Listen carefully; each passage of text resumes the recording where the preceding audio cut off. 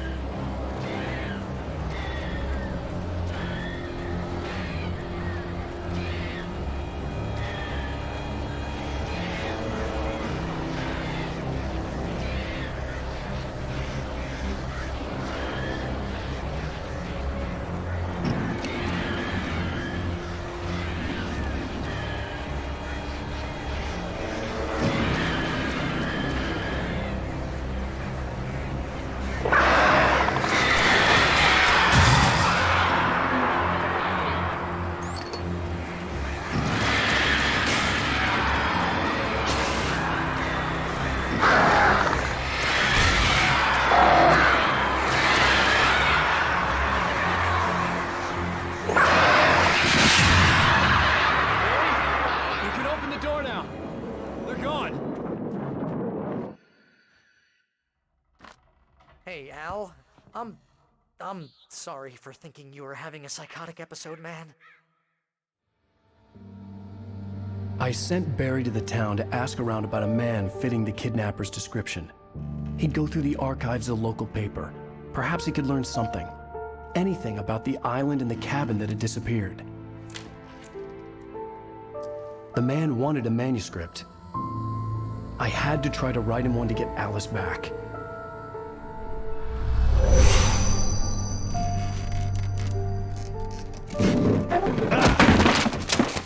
For me, the supernatural had always been nothing but a metaphor for the human psyche, a tool to use in writing fiction. Now, it was happening for real, and I couldn't put a single word on paper.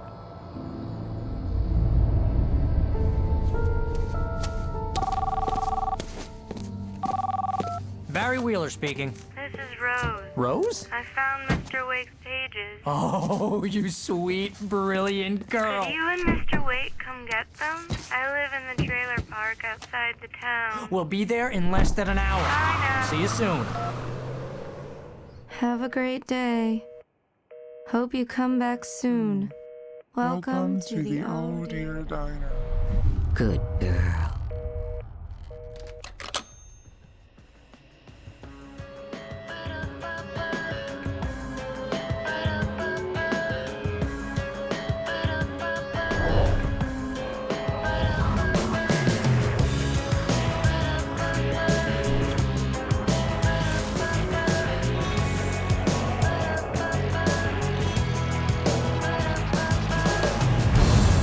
Come here.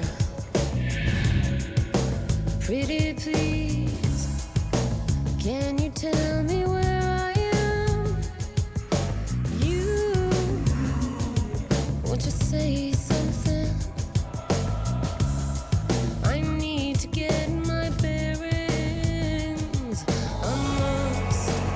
Previously on Alan Wake, Alice has been kidnapped. Alan, please help me. Alice? You'll do exactly what I say if you ever want to see your wife again. I can't can't tell anyone except my agent Barry. Damn it, Barry, they'll kill her. You're my best friend, and I'm worried that you're not right in the head. The ransom is a manuscript I supposedly wrote that's coming true before my eyes. It happened just the way it was on that page. So dark. I have found only a few scattered pages. I want the entire manuscript. The deadline is in 2 days. I found Mr. Wake's pages.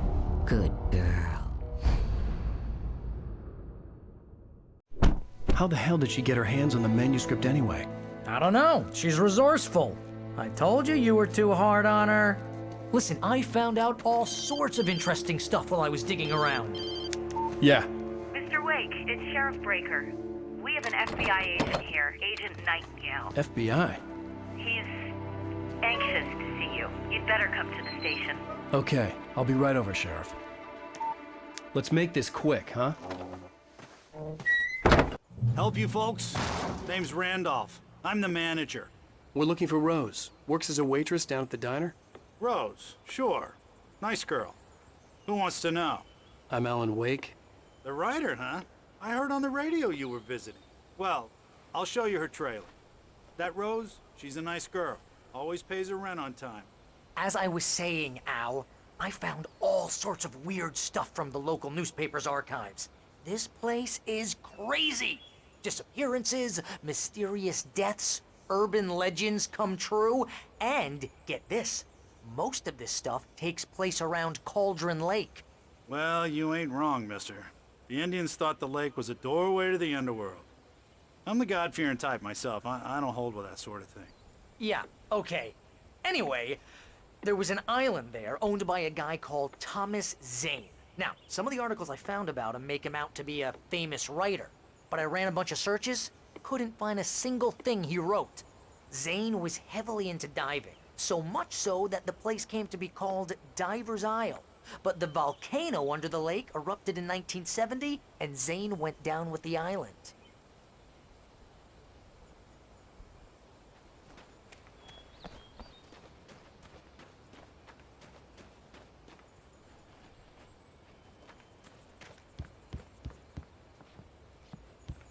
Come on, mister. I'll take you to Rose's trailer.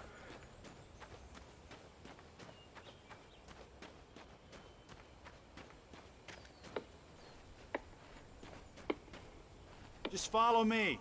It's not far.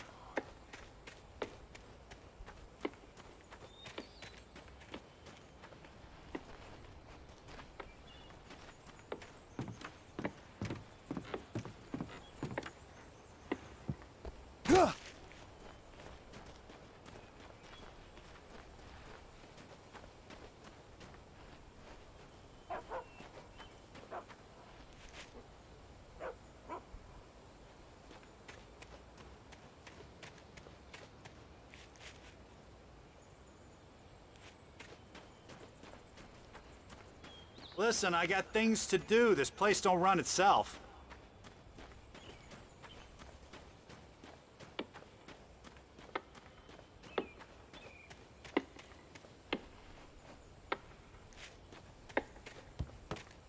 Aw, give me a break, mister. Can we just get a move on?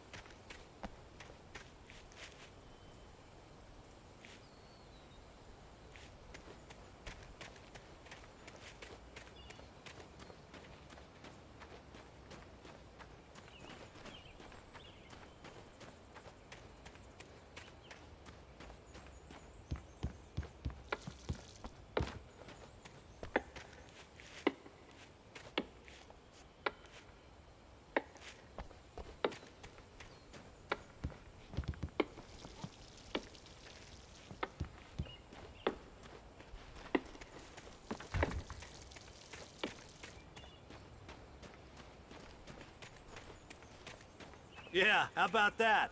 It was there in the morning, as if it had fallen from the sky. But it would take a tornado to lift something like that. We're damn lucky it didn't crush any of the trailers.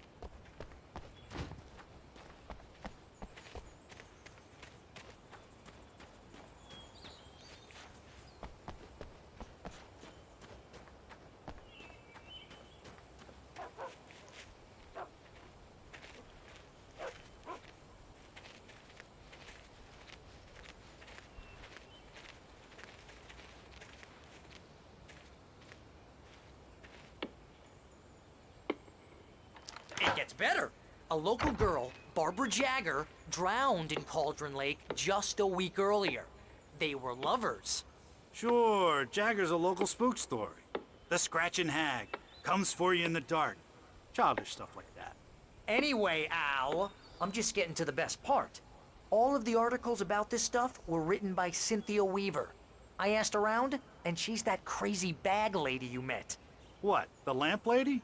She can be a little loopy, but she's not homeless or anything. Yeah, anyway, she knew both Jagger and Zane before they both died, and she had some kind of a breakdown.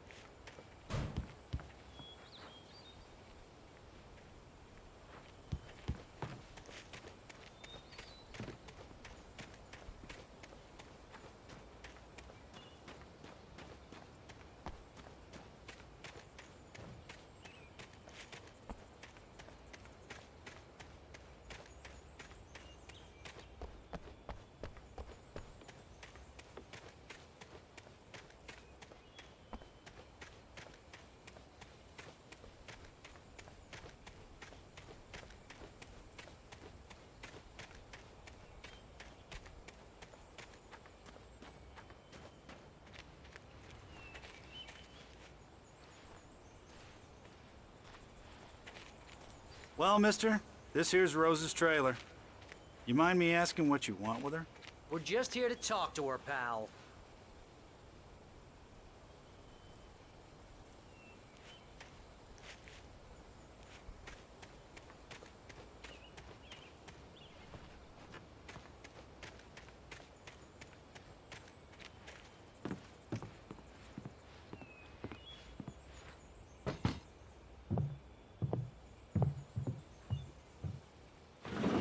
Welcome to... Oh dear, Mr. Wake. I'm so glad you're here. Rose, you have my manuscript? Oh. Oh yes. Yes. Please, come in. Hey, this is really good. Rose, Yes, my manuscript. I really need it. I understand. I know what you need. A muse to inspire you. Oh, for Barry. She doesn't have anything. Yeah, hey Al? Oh, what's... Oh... Barry! What? What?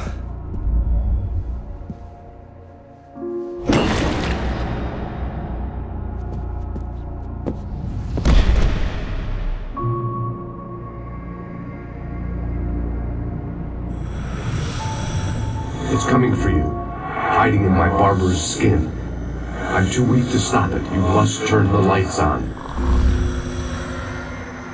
I promised I'd come visit you and your lovely wife. You must finish what you started. I insist. You must turn the lights on. Turn the light on.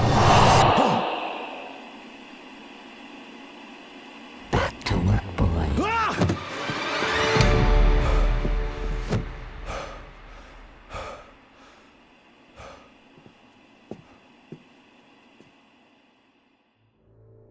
I felt nauseous, hungover. Only anger kept me going. I can't tell reality from dream anymore, but it seems I have an imaginary editor to help me. She's an old woman in a funeral dress. I call her Barbara Jagger. She's very strict. I'm writing faster and faster. My manuscript is being heavily revised. The edits are getting very aggressive, and each day there's less of me and more of her. I hate it, but I know she's right. She promises me I can save Alice this way. She knows more of this than I do. About the complex incantation I'm attempting. About this place.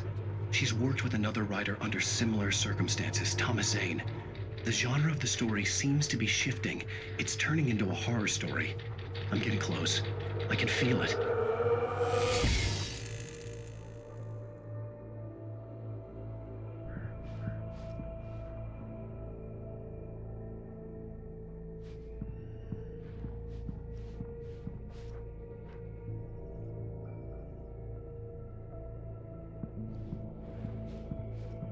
Rose took a day from me. I had less than 12 hours left to meet the kidnapper.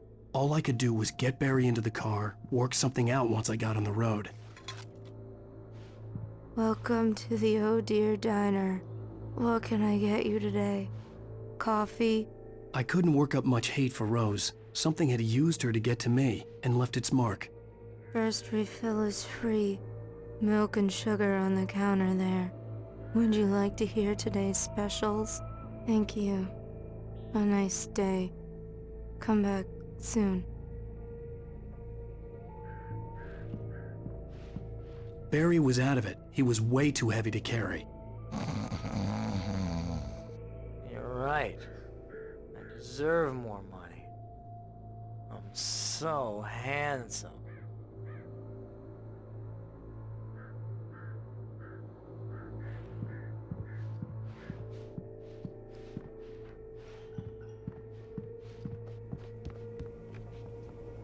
My gun and flashlight were gone. I'd have to find a way to get Barry into the car as quickly as possible. There was no time to waste.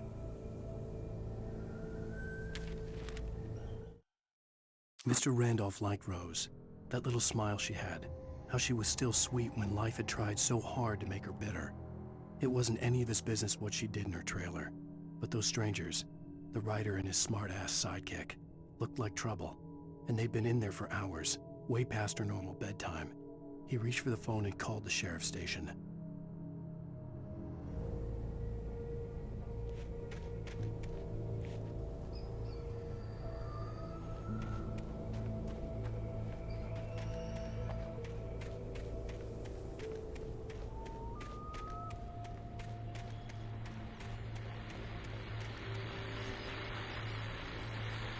I just stepped outside to catch a breath of fresh air. Let me tell you, the weather's getting heavy.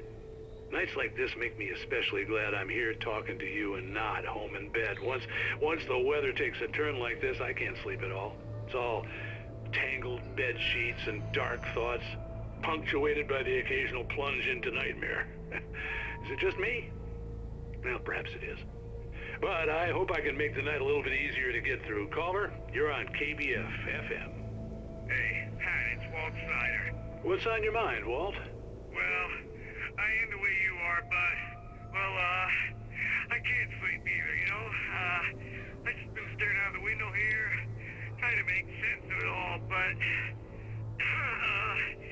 I ain't been drinking either, you know? I just... Well, you sound like a man with a problem, Walt.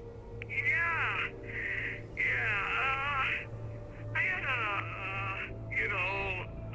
argument with Danny. You know, Danny, and, then I got in trouble with the law, you know, and, I'm just, well... I heard something like that, Walt. Yeah, well, you know, Danny's my best friend, and, they let me out on bail today. And now I'm just alone here at the window, you know, waiting. Man, and there's something in the air tonight, man. I was just outside looking up at the sky above our broadcast tower thinking the same thing. What are you waiting for, Walt? I don't know. You know, something's gonna happen. You know, I think I better go. Well, Walt, maybe... No, thanks, Pat. Well, good luck to you, Walt. Hang in there. Let's take a little break, folks. This weather's really something else, huh? How can I be sure you won't walk away?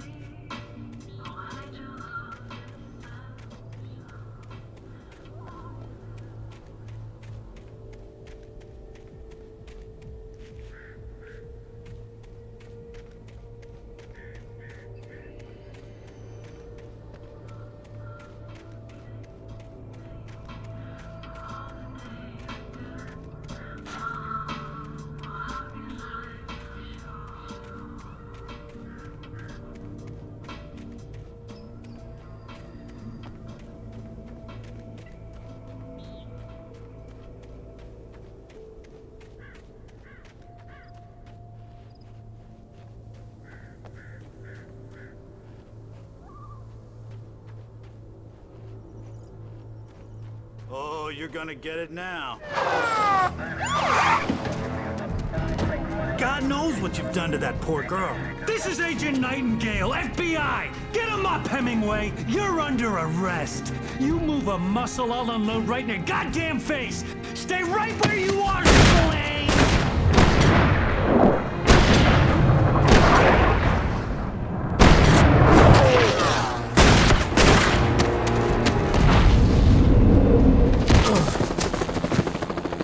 What are?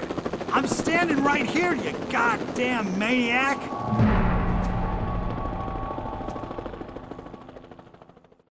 I hated to leave Barry behind, but there was no way I'd miss my appointment with the kidnapper. Give it up, Mr. Wake. Come on. Make it easier. Get after it. Don't let him get away. Move it, move it, move it. I'll have you shot if you let him get away.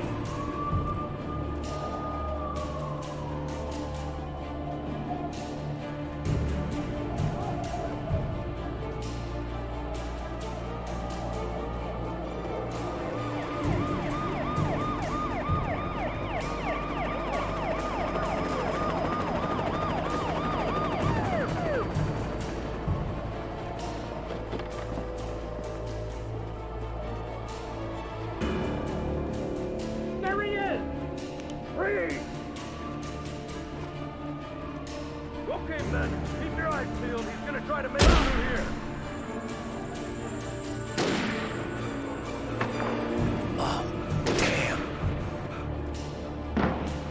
Where did he go? Now! Stop! That way! Keep an eye out! God damn it! Where did he go? That way! Keep an eye out!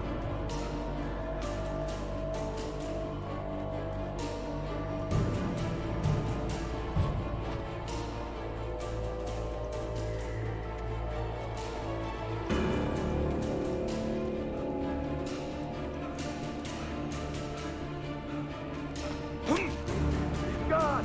Come on, guys! We need to head him off!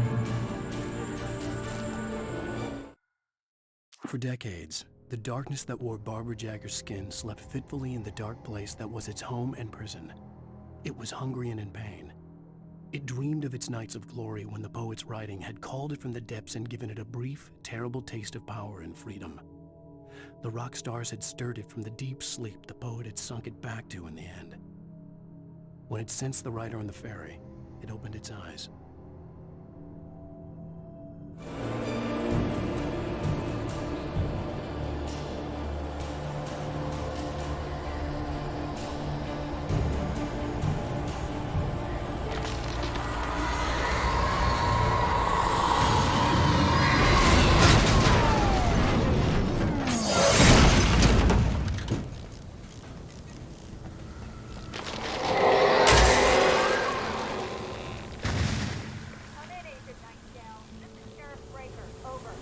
Nightingale, over.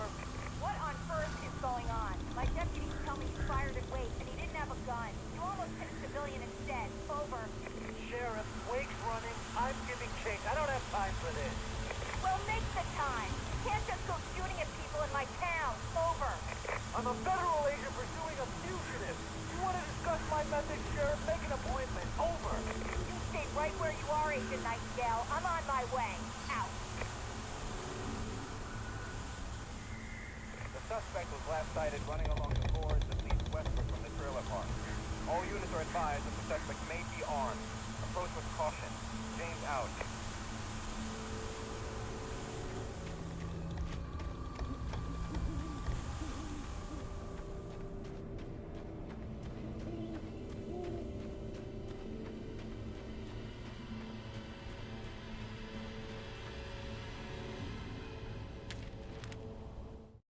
Rose didn't know how the strange old lady got in her trailer, and she looked wrong somehow. The woman showed her teeth in an approximation of a smile and traced a finger down Rose's cheek. "Pretty girl," she said. Rose felt as if she was falling asleep, but her knees didn't buckle. The crone spoke in a whisper, her words ice cold and dark in Rose's ear.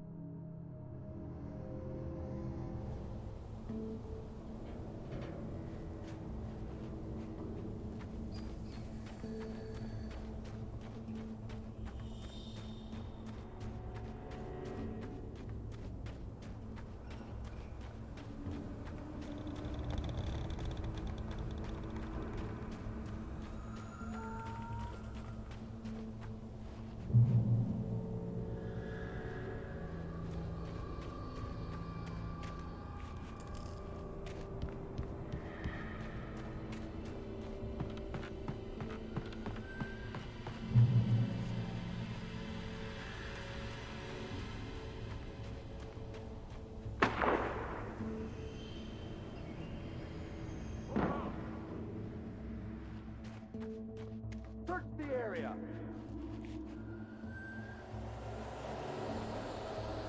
Stay sharp. This way. Over here.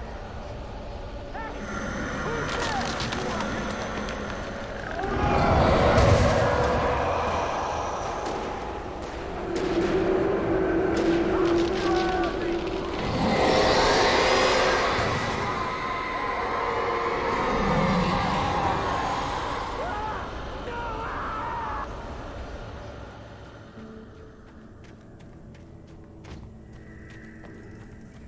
This horror was everywhere I went, circling me.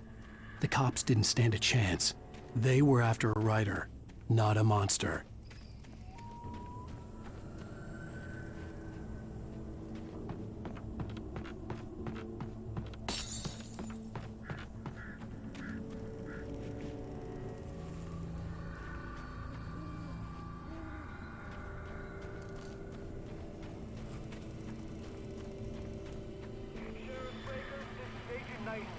I've lost contact with Lucas men you assigned to me.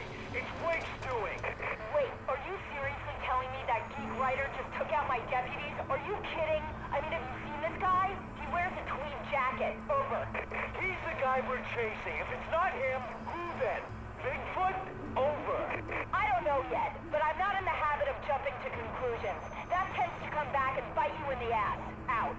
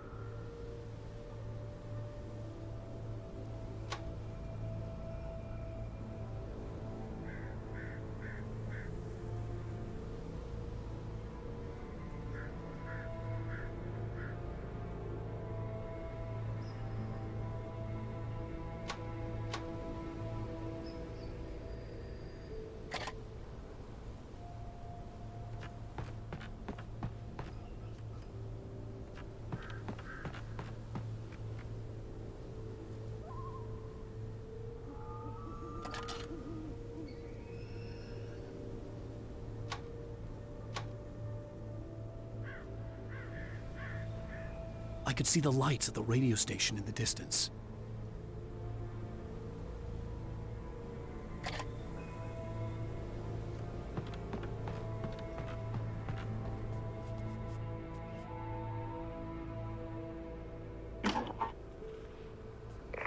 This is James. Mulligan, Thornton, come in. Over.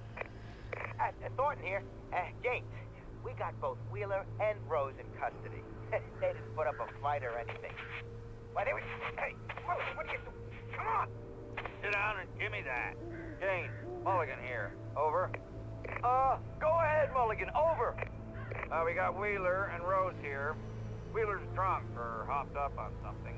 Speaking of which, that Fed had a pretty distinctive whiff of Otis Scotch about him, you know what I mean. Over. I don't have anything on that, Deputy Mulligan. Over. Well, whatever. Anyway, Rose is just being plain weird here. You better get Doc in to take a look at both. Over. Gotcha. You better get them here quickly. The, Fed's gonna want to interview Wheeler. Over. Oh, yeah, I'll bet it does. Looks like they have a lot in common. Mulligan out.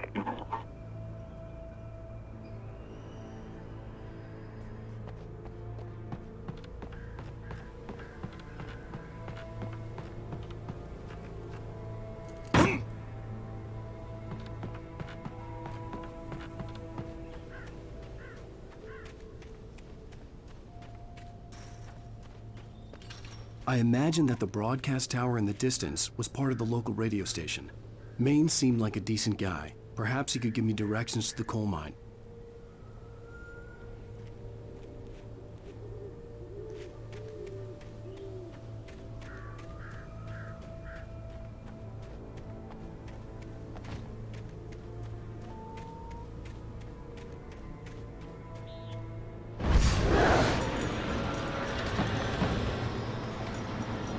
Unnatural shadows clung to the gate. The darkness that was after me was trying to stop me. I wouldn't get through without a light.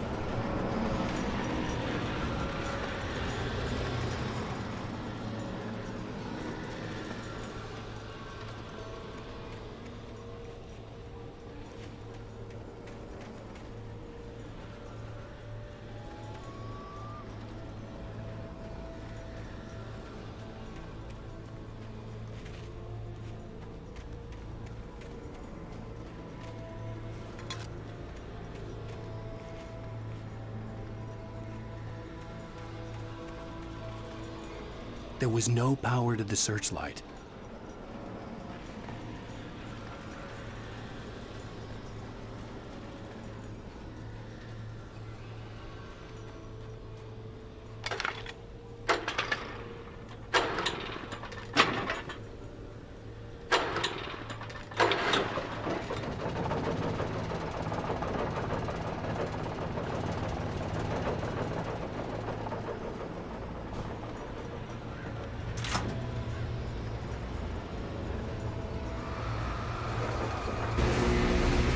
The old generator conked out.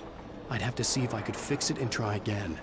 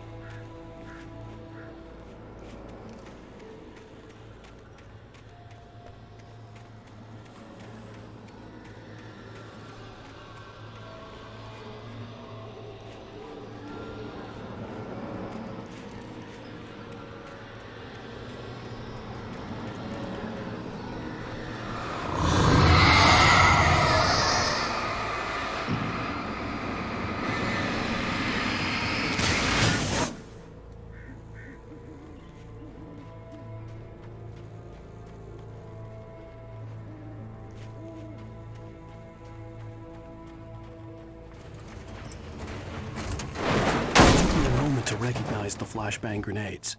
They were an ideal weapon for my situation. Team 1, come in. Over.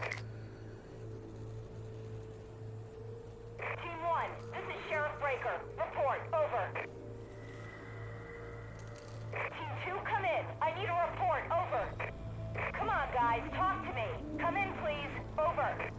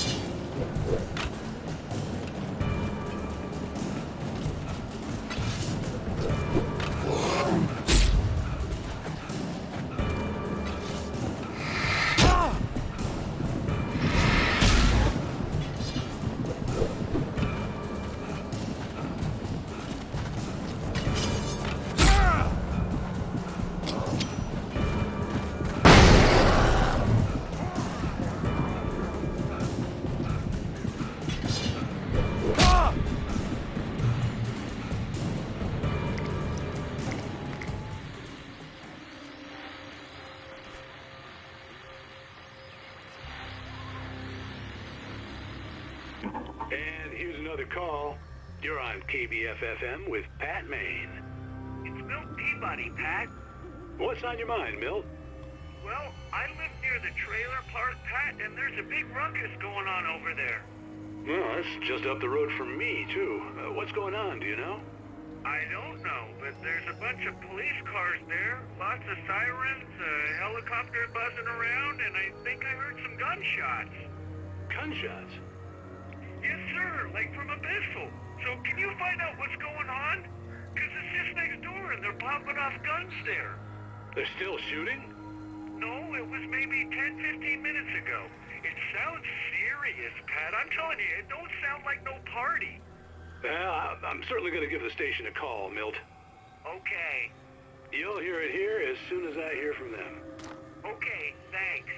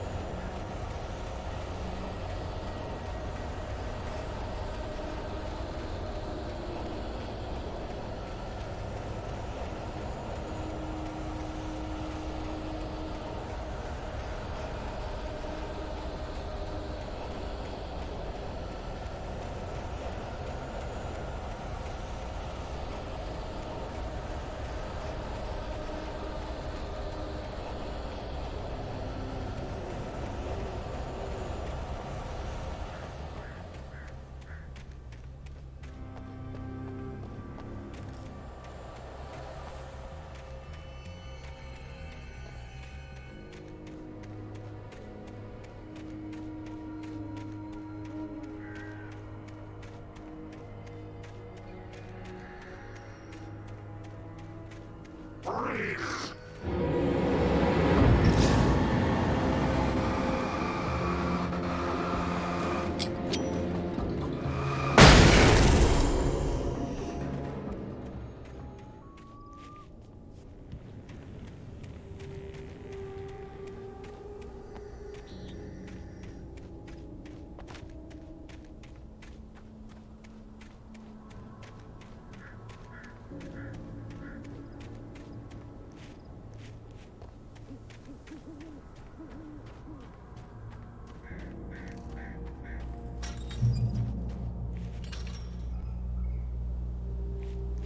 I hope Maine could lend me a car to get to the coal mine.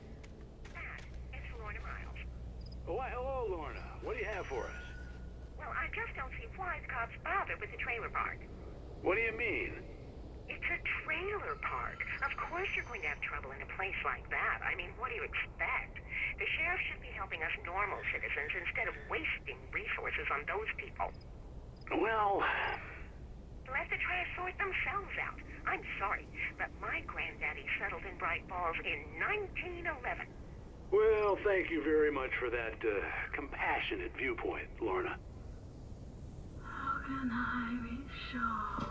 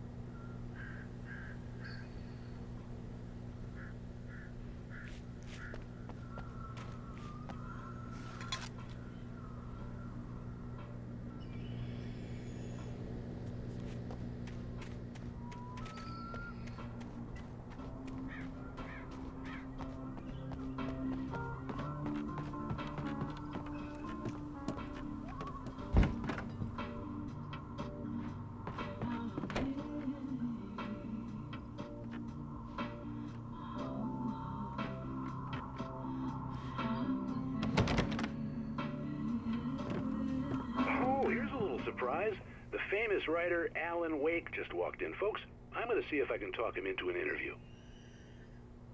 Come on in, Mr. Wake.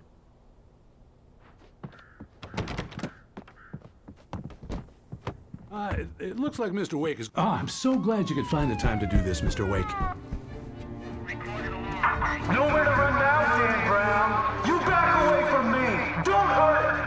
Whoa. Everyone calm down. Put the gun down. We're all friends here, right? Cool your jets, Nightingale. We got him.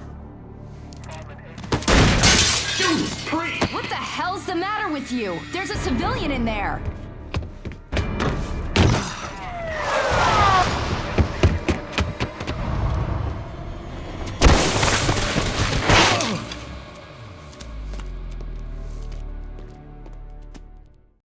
I'll get you yet, even if it kills me. You hear me? You hear me, H.P. Lovecraft? I had fallen off so many cliffs it was ridiculous. That's what you get for naming a book The Sudden Stop. It was probably good I hadn't had the chance to tell Maine where I was going. I'd have to lose the cops and find my own way to the mine.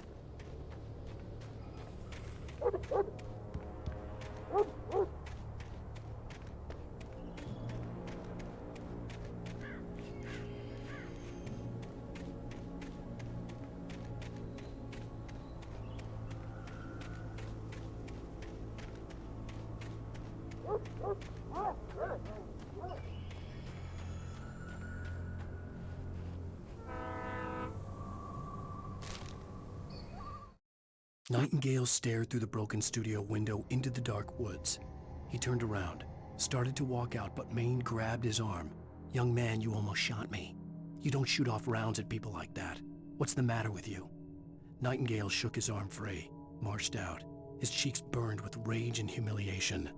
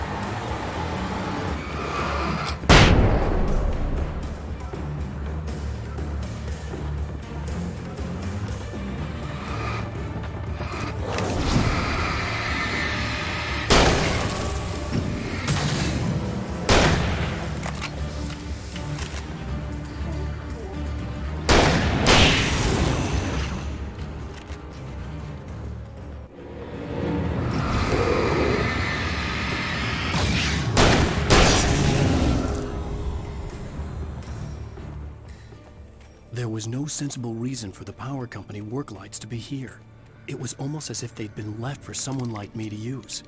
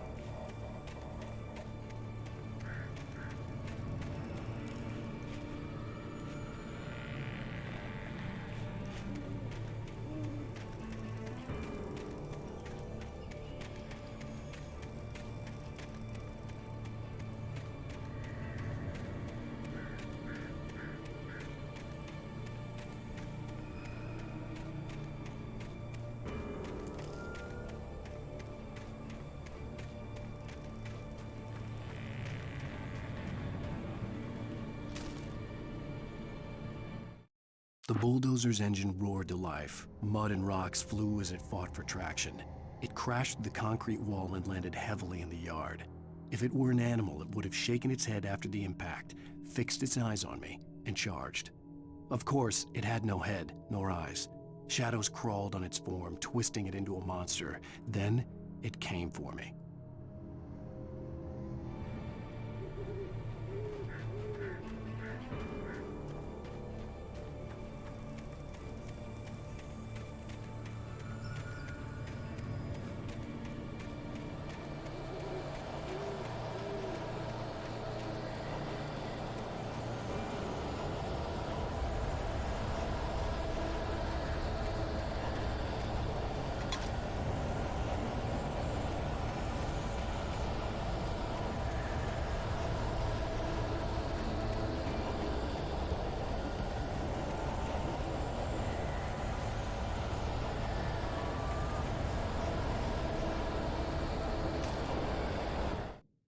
Sarah trusted her gut, and her gut said Agent Nightingale was an asshole.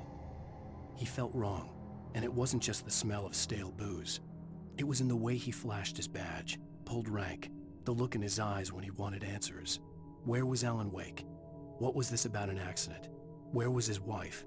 And most importantly, why did she let Wake go? He wouldn't answer her questions. Federal business was all he'd say.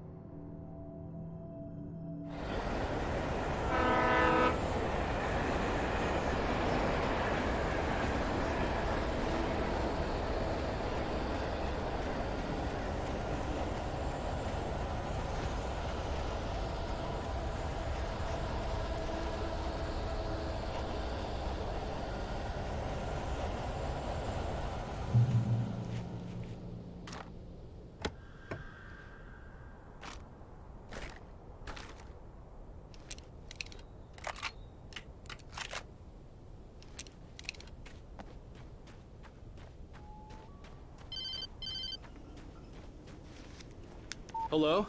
The most stubborn man I've ever met. Alice? Alice?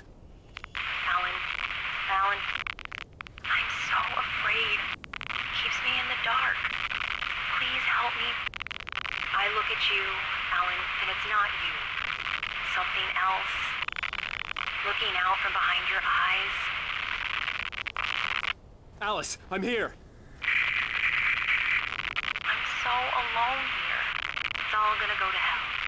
You need to be careful. Cooperate. The connection had been terrible, but that wasn't the only thing that hadn't been right with the call. She sounded wrong somehow, but she had called me.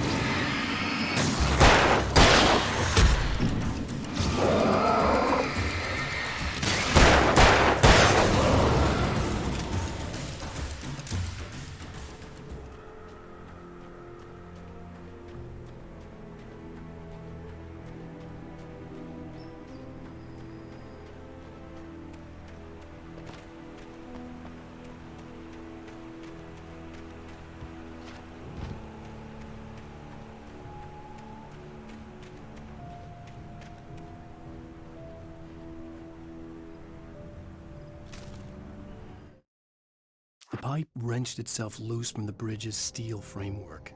Wrapped in darkness, it floated in midair, twitching. For a moment, I didn't understand what I was looking at. The heavy object lurched at me with impossible force. I threw myself out of the way, but just barely. When I turned my flashlight on it, it shook in a dark rage before it flew at me again.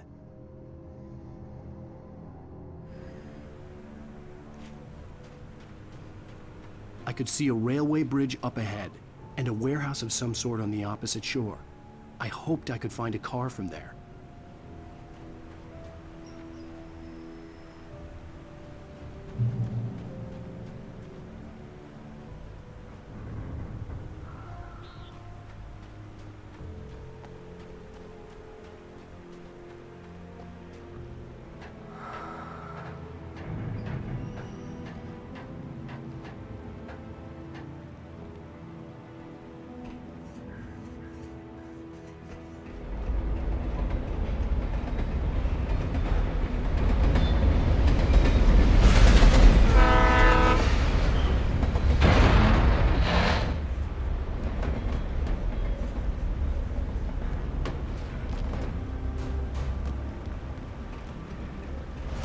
darkness that was pursuing me was growing stronger, and it was taking over everything in its path.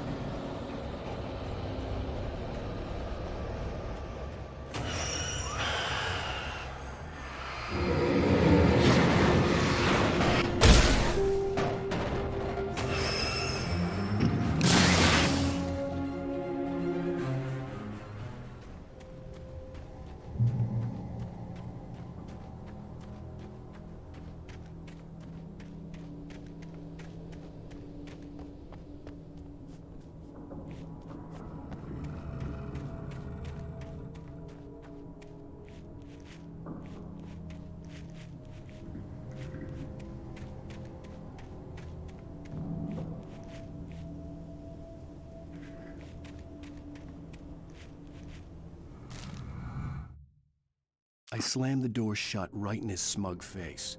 He pleaded for me to open the door. True to form, the asshole actually thought I would obey. I had no sympathy left, no guilt either, not for him. I took a moment to savor the scream. I bet I had a smile on my face. It was all that I had time for. The dark presence was inside the lodge with me.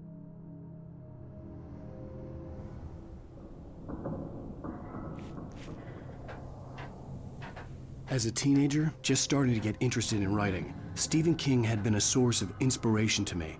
I thought about all the inanimate objects that had come to life in his books. No one is safe in a good horror story. Certainly not the protagonist. That's what makes them fun. This was anything but.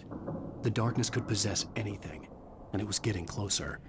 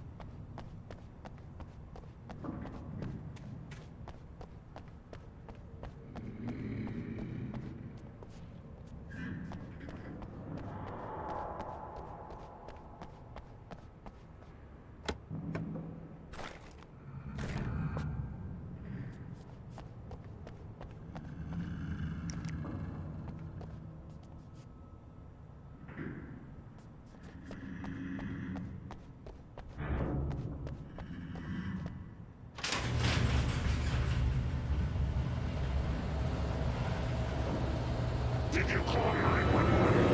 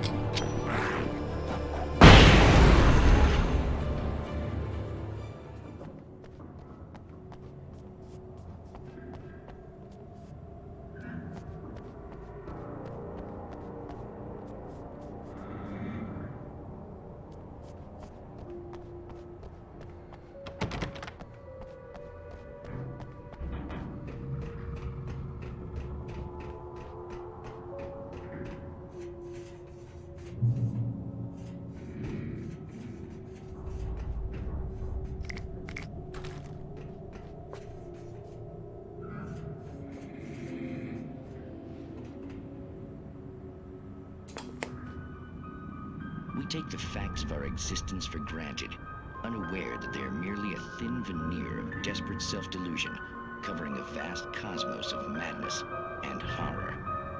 All too often, the stars are right. In Night Springs. Tonight's episode, A Family Occasion. Journalist Alvin Derleth's trip to study the local customs of an insular community in Night Springs has been less than successful. Until tonight. Well, I'm glad you changed your minds about this. Ancient customs, local mythology. My editor loves this kind of stuff. Well, Mr. Derleth, we don't want to feel like we're on exhibition. But you have demonstrated the seriousness of your intent. Oh, I am serious. Really, just do your thing. I'll stay out of your way and observe. Actually, I thought you could assist us. I'm afraid we are a man short. It would provide you with an intimate perspective. Could I really? Of course, Mr. Derleth. Well, I guess that's the least What would I have to do? Oh, here. Let me show you with a kiss.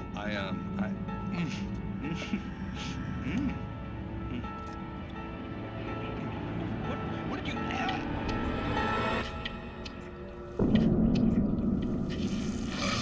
Oh, Mr. Derleth, you have well pleased Nixie Perka, the dweller in flesh. Your body shall host his 1,000 young, and all shall be glory.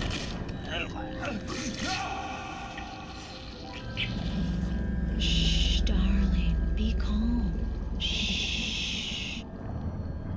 Alvin Derleth learned a harsh lesson. If you go looking for mythology, it may come looking for you. And such quests always bear fruit. Night Springs.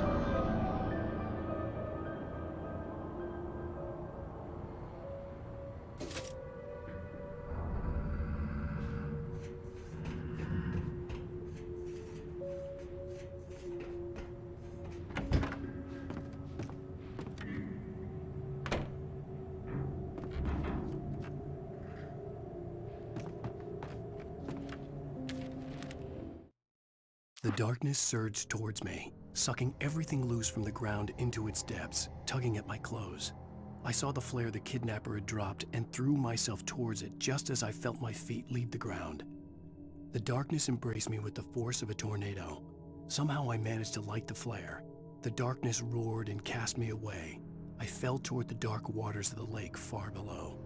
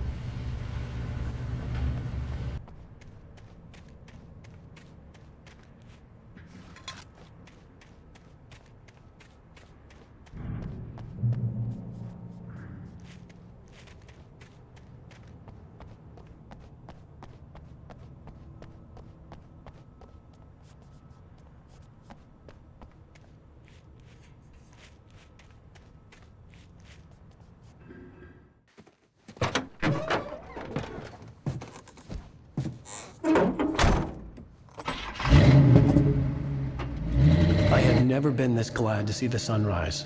I had a couple of hours to get to the coal mine.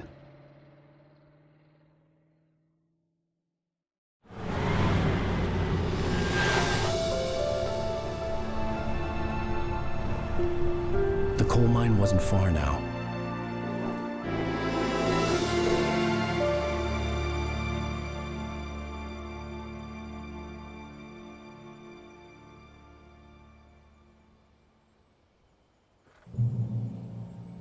Today, I would meet the kidnapper, and he would give me Alice. I wouldn't give him any other choice.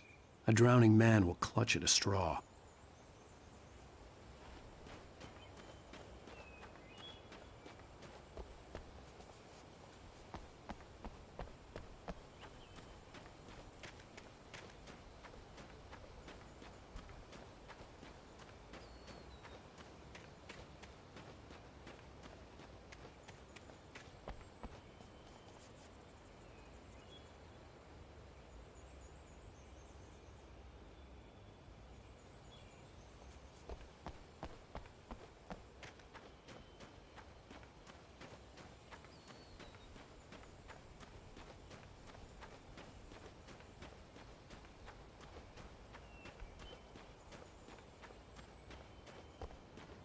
Even during daytime, I was being stalked. The bridge must have collapsed only moments after I'd crossed it.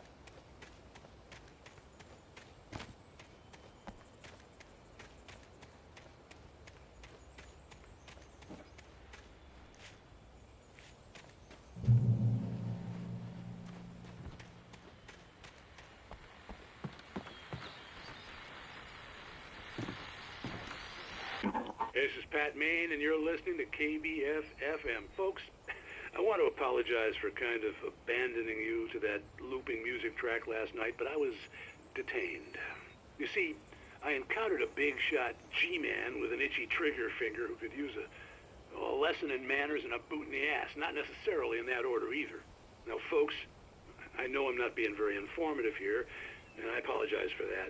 I really should just keep quiet, but I'm just so peeved right now, because some people just shouldn't be carrying badges. And I'm just glad that our Sheriff Breaker was there to straighten things out. And if someone I met last night is listening, let me just say, I'm sorry if my mouth got you in trouble. I'm pretty sure you're not the bad guy here. Godspeed, son. I hope you know what you're doing. Now, on a lighter note, I'll be talking to Dr. Nelson all morning. But first, a little music.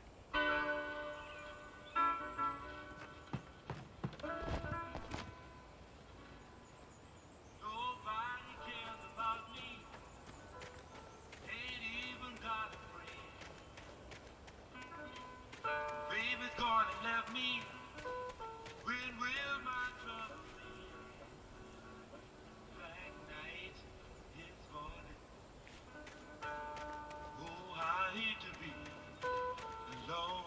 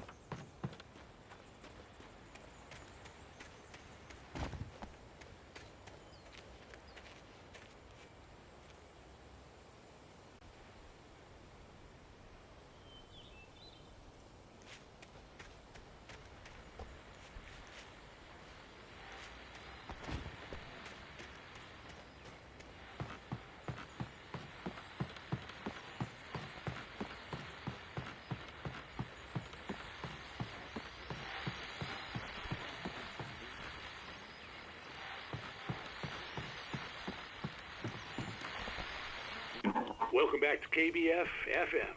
Hope you enjoyed that tune. Now, Doc, you were talking about life and finding that special someone, that soulmate. Well, you were talking about that. I was saying I don't buy it. Oh, see, to me, that's strange, because I always pegged you as a hopeless romantic. You got me there, Pat. But I think love's where you look for it. And you need to do a lot of looking, sure. But the idea that there's that one special person out there for you, and if you miss that chance, it's gone forever and you're forever incomplete. I mean, isn't that depressing? Or, heck, childish even? Hey, there's plenty of fish in the sea.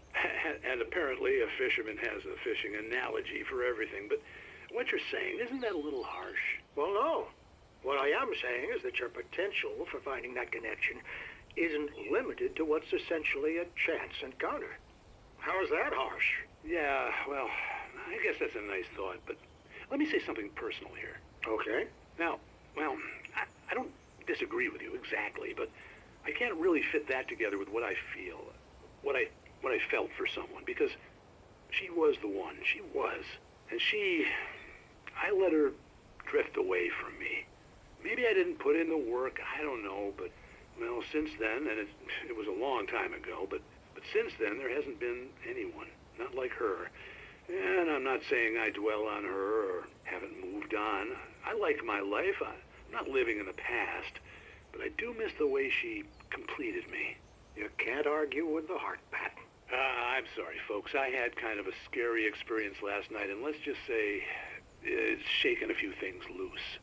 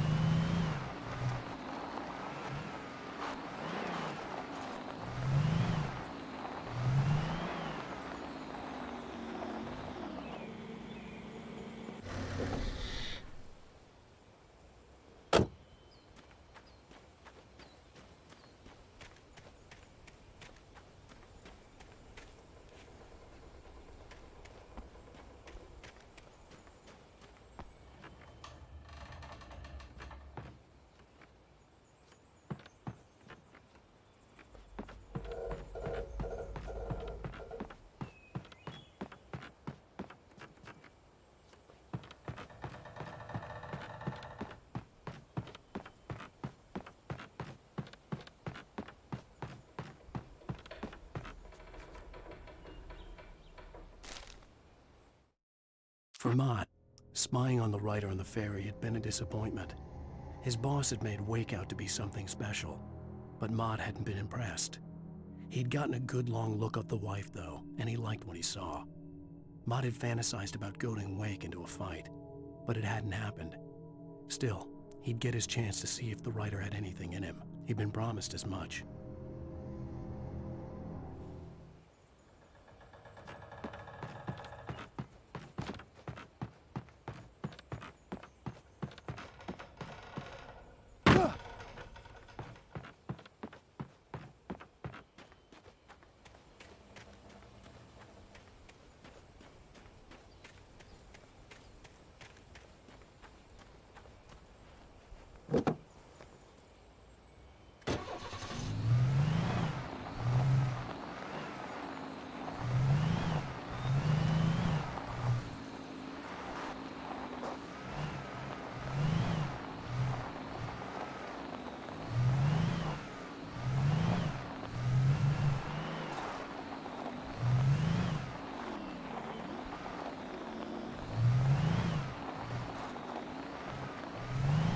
I was early. I was supposed to meet the kidnapper at noon in the main building. The coal mine was quiet. It was a museum now.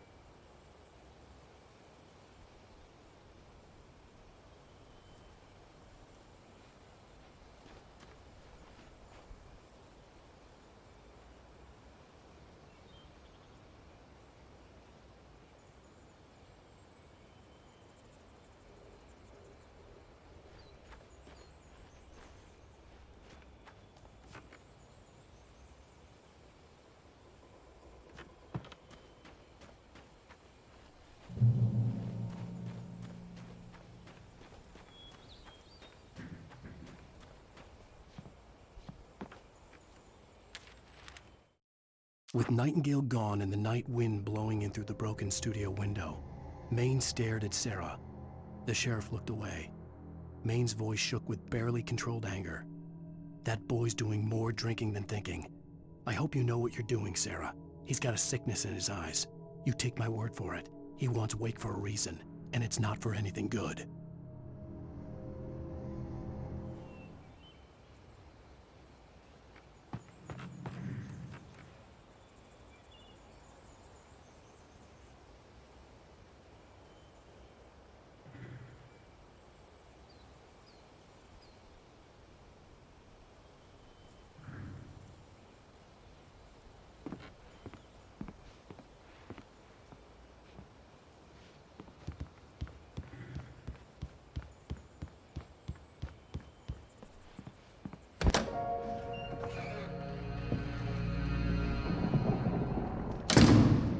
I didn't want to go outside.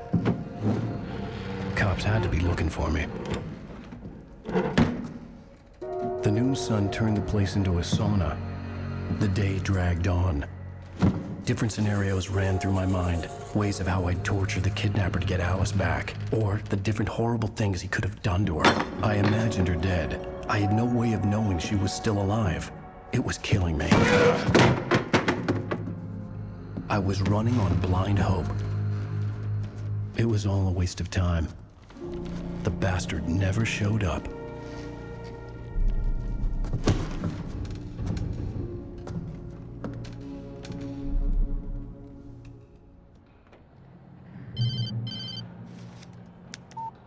Where the hell are you? Change of plans.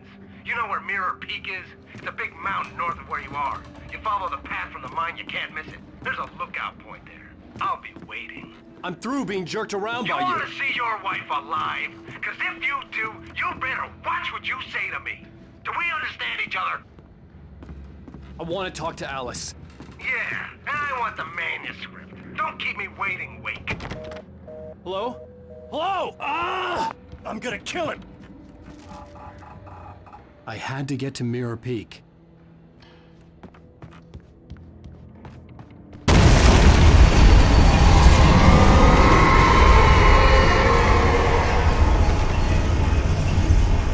It was close.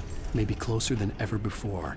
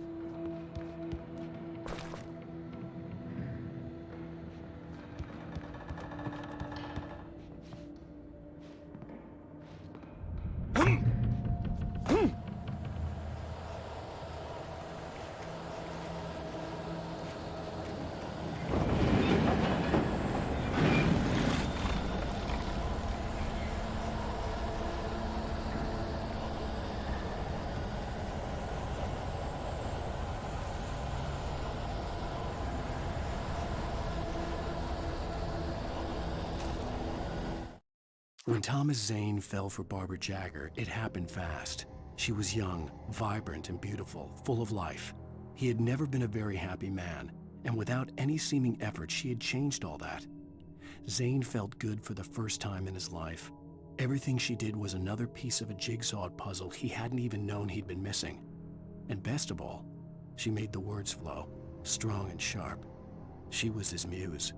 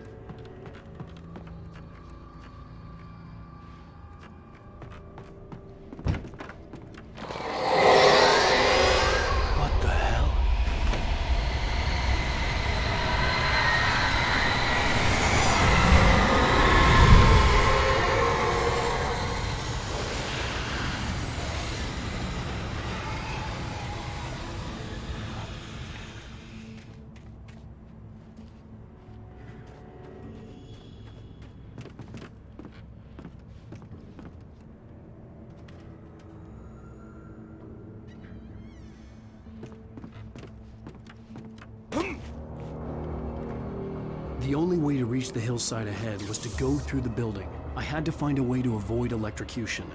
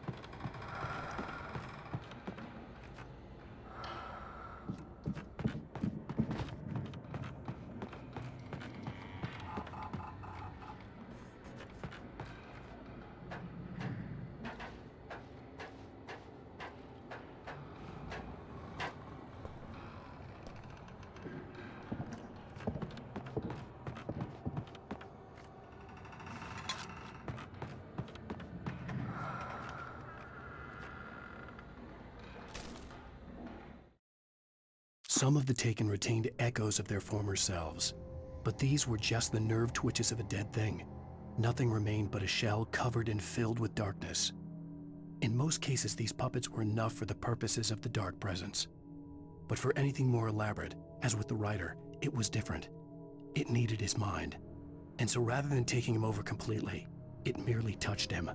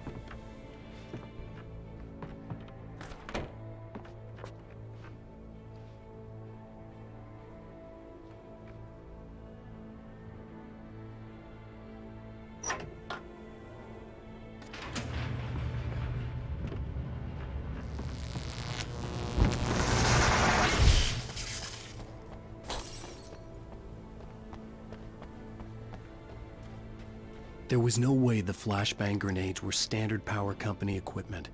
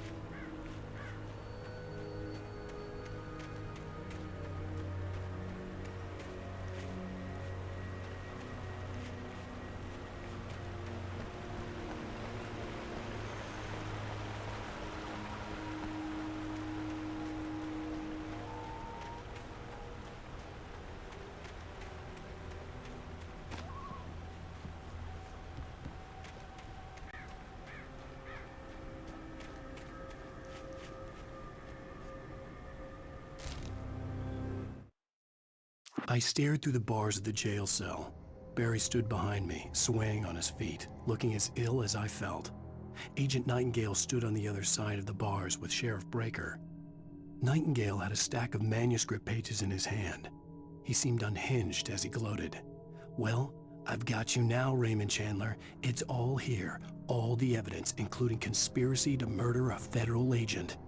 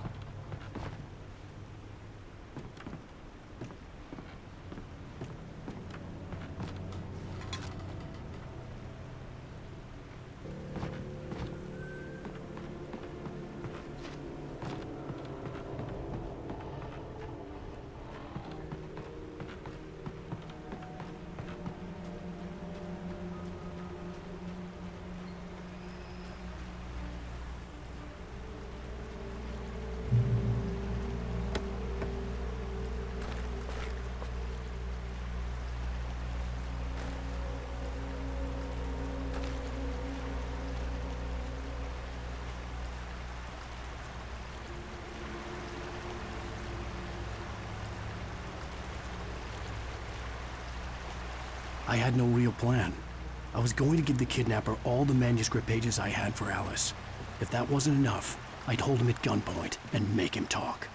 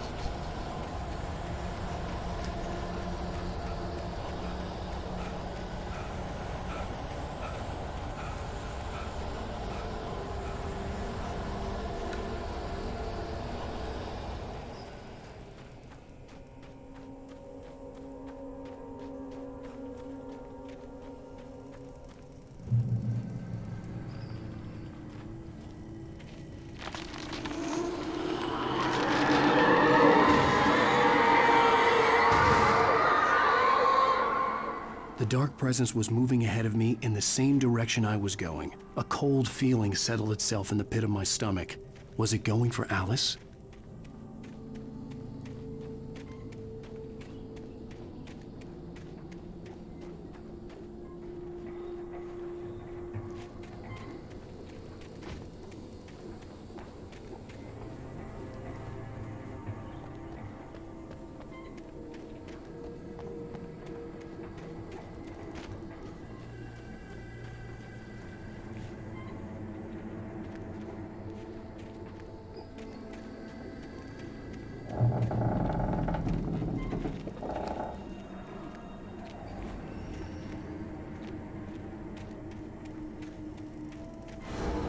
The graveyard shift may cause cancer.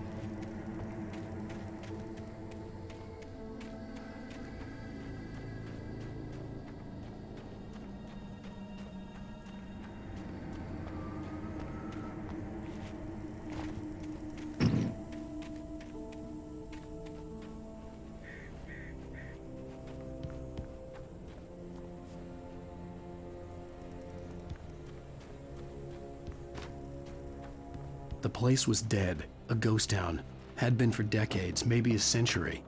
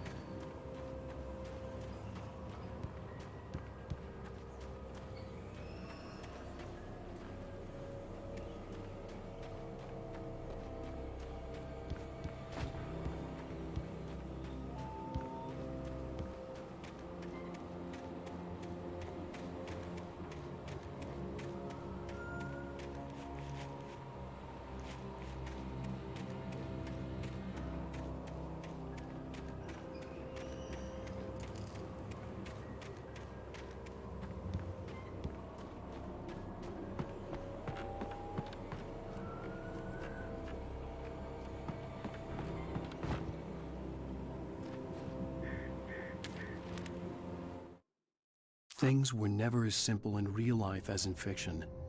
I had lost count of the times I had wished there'd be a clear reason for my writer's block. Something to fight, something to lash out on. There wasn't.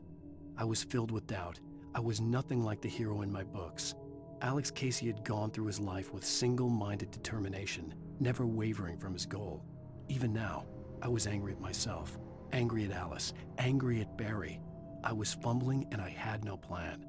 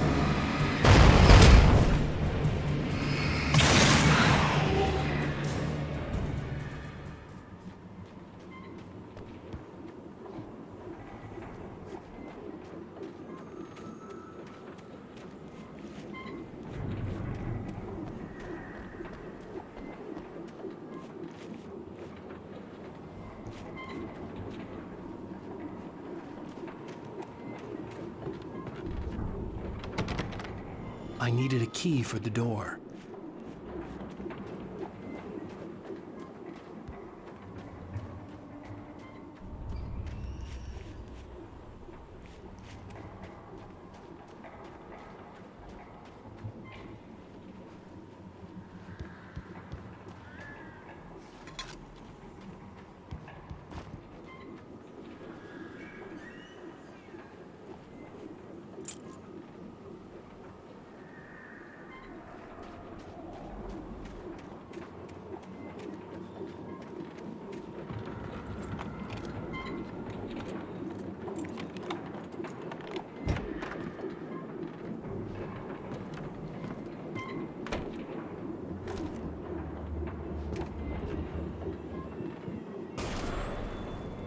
Anything outside of riding is a struggle.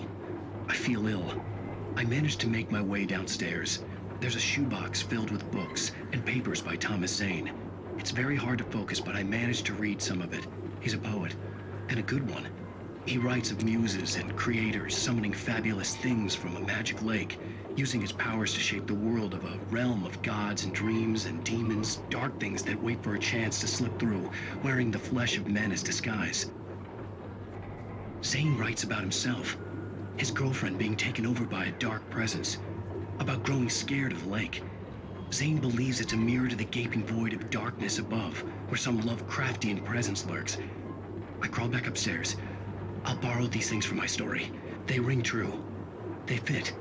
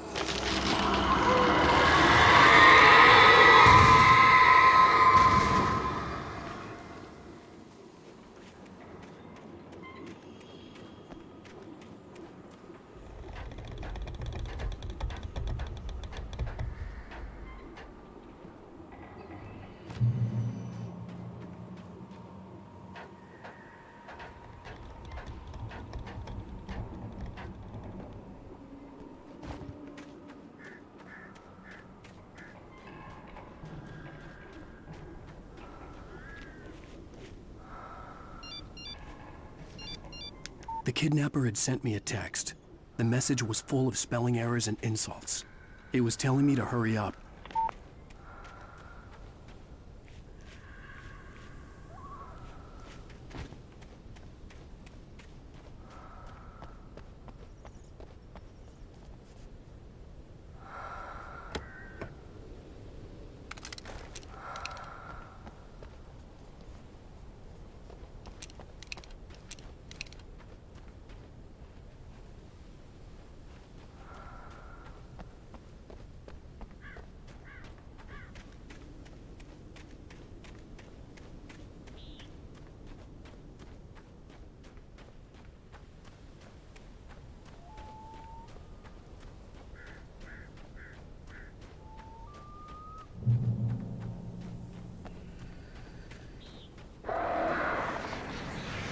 Birds.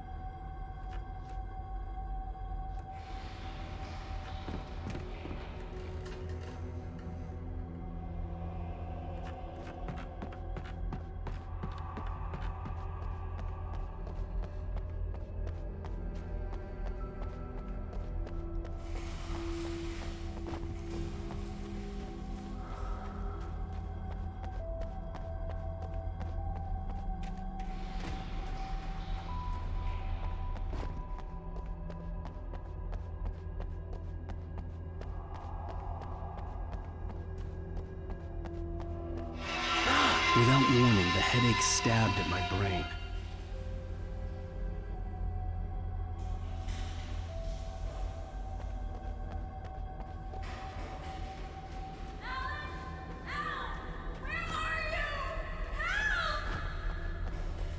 Alice?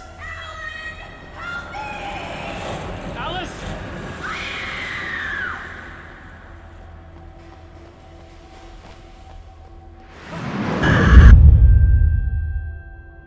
I'm losing it.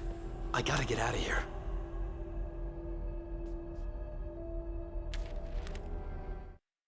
The hunters were big, thick-set men, confident and at home in the woods. They were feeling good, running on beer, ghost stories, and camaraderie late into the night. It did them no good, as they were taken by the dark presence, sucked deep into a darkness far worse than any ghost story they ever told or heard.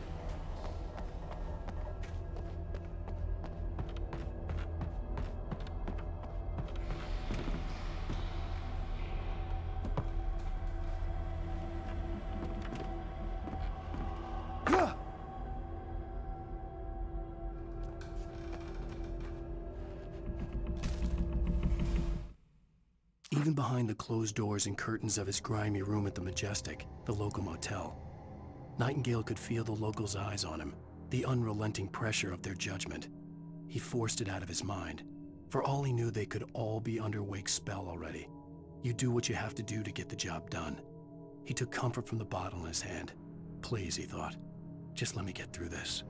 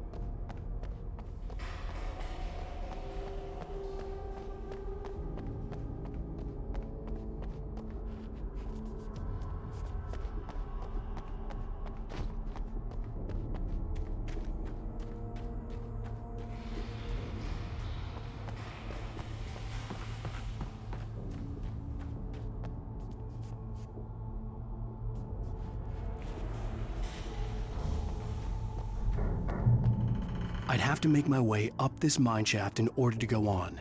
Maybe the machinery could help me with that.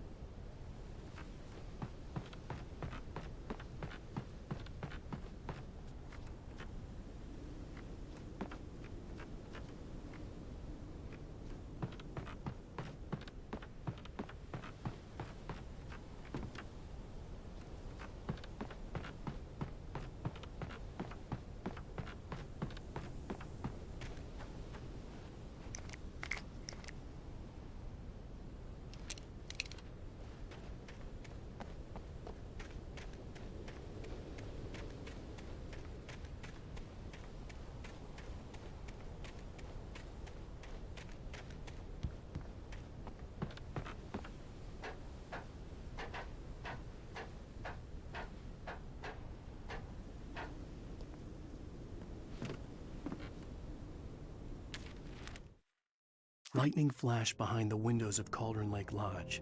Tor Anderson laughed and held the steel hammer above his head. Nurse Sinclair was trying to calm him down without success. Tor grinned madly and shouted, "My hammer's up. Here's a friendly poke from Molnir, wench." He brought the hammer down with all his might on Sinclair's head. "We're on a comeback tour, baby."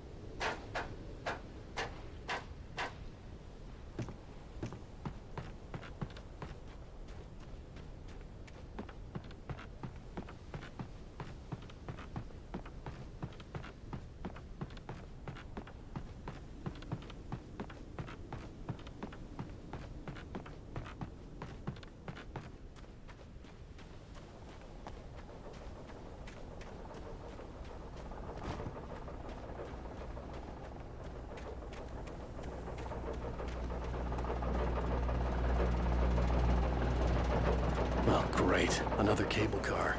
Just great.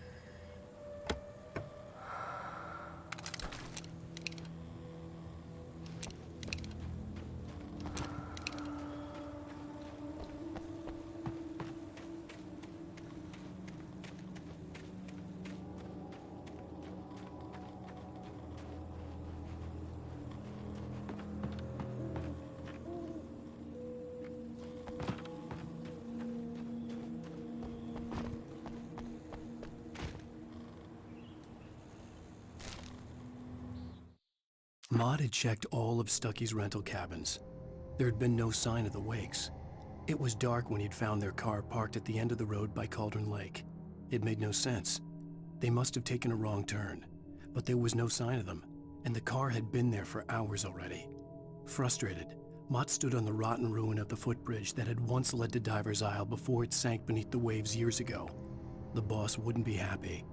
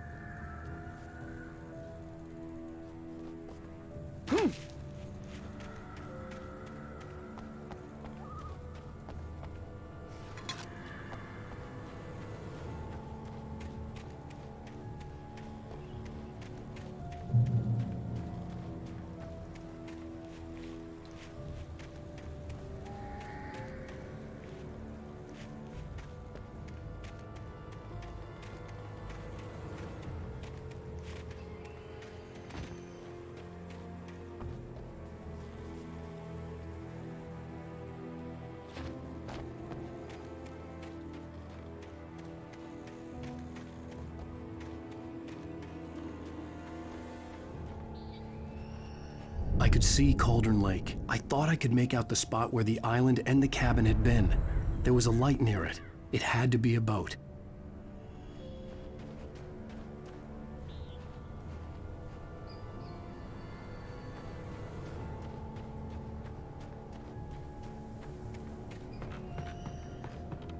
I was close now. I had to get there fast. I dreaded what I would find. I tried to hold on to Alice, but her form melted away. I was losing control. Dr. Hartman stood in her place.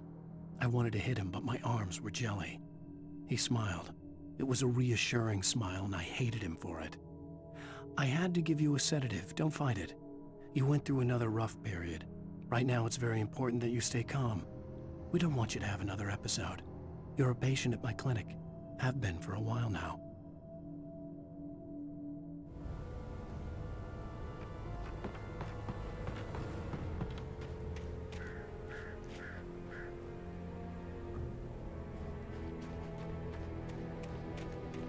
Wait! Are you? Wake? Hey, I'm here! I'm coming! No! Get away! I'm sorry. Please, lady. The boss didn't know who he was messing with. I didn't know. I swear, I didn't know. We don't have his wife. We don't know where she is. She's probably drowned. We just said we had her to make a play ball. You see? To get him writing for us. Please. Please. Oh. I'm sorry. Please don't hurt me.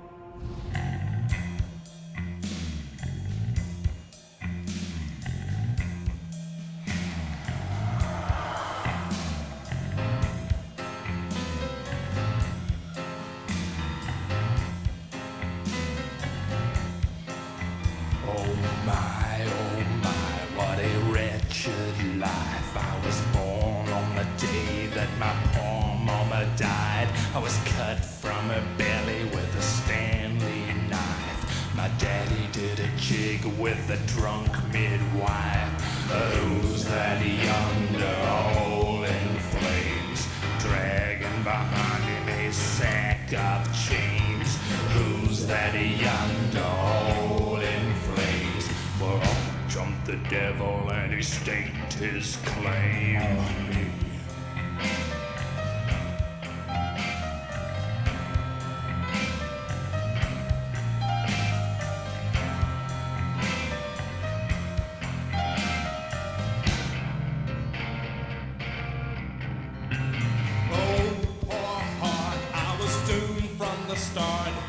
Doomed to play the villain's part. I was the baddest Johnny in the apple cart. My blood was blacker than the chambers of a dead nun's heart. Who's that milling around the courthouse steps? Nail on my face to the hitch and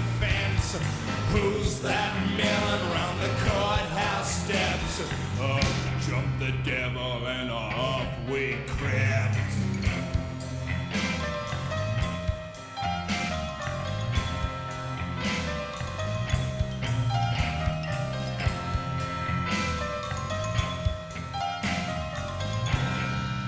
Previously on Alan Wake, I'm hunted by the law. Sheriff, Wake's running. I'm giving chase. Are you seriously telling me that Ryder just took out my deputies? A thriller I supposedly wrote is coming true. The genre of the story seems to be shifting. It's turning into a horror story. I was told that Alice had been kidnapped, but that was a lie. We don't have his wife. We don't know where she is. Her purported kidnapper was eaten up by the dark presence before it attacked me.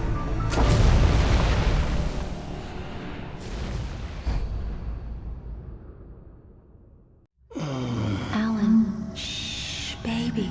It was just a nightmare. Alice. There you go, Alan. Hartman, I fell. I had to give you a sedative. Don't fight it. You went through another rough period. What? Right now, it's very important that you stay calm. We don't want you to have another episode. You're a patient at my clinic. Have been for a while now. The shock of your wife's death triggered a mental illness. No, you're lying. You're suffering from various symptoms of undifferentiated schizophrenia. Bastard. It's okay, Alan. Just let go.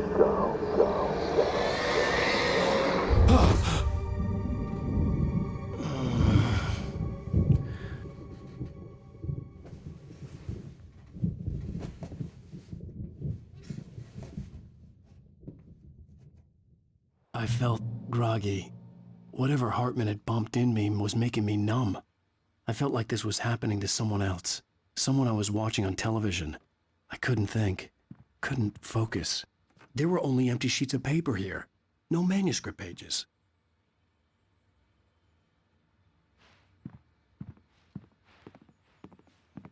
The door was locked. I was a prisoner here.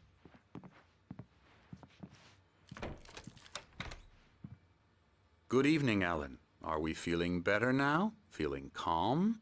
Yeah. I see you brought your pet gorilla with you. So sure, I'm calm. I get the message. Loud and clear.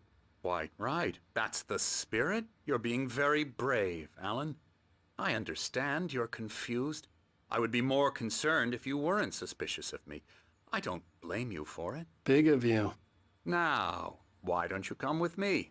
We'll reacquaint you with my clinic and go over everything you might have forgotten. Little walk and some fresh air? Yes, it will do you good. This corridor is for patients. Most of them aren't here right now. Jack took them out for a fishing trip, except for the ones who are particularly vulnerable, of course.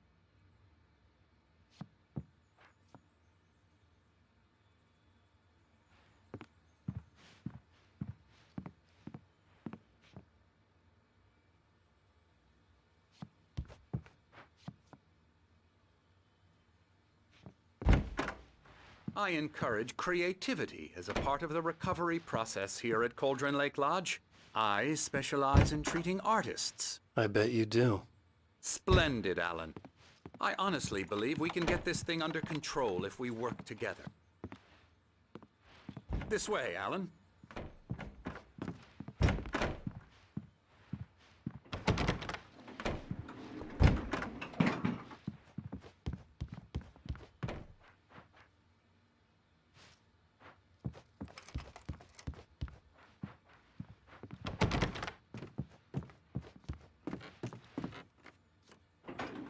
Now, Alan, from past experience with you, I know I need to get right into the heart of the matter as quickly as I can after an episode. So I'm just going to say this. Alice is dead. No. You're in a very vulnerable state until you understand and accept this. Alice drowned, and you couldn't face that.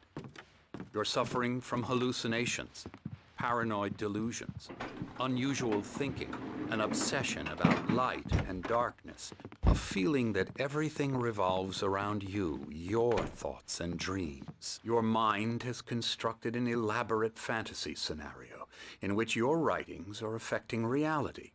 She has been kidnapped, and supernatural forces of darkness are trying to stop you. We go this way, Alan. I wasn't ready for another shot, so I went along with it. He had to be lying. But under the influence of the drug he had given me, I had to fight not to believe his words. It's all in your head. You've been making it up. Apart from the tragic accident with your wife, no one has been killed. Your delusions are just a manifestation of your subconscious mind trying to protect you from the too painful truth. Unless we fight the fantasy, it will return. I know the instinct is to resist me, but think about it. Doesn't this make far more sense than the insane supernatural conspiracy you have concocted in your mind? You're a skeptic by nature, Alan. We both know this. Everything can be explained logically.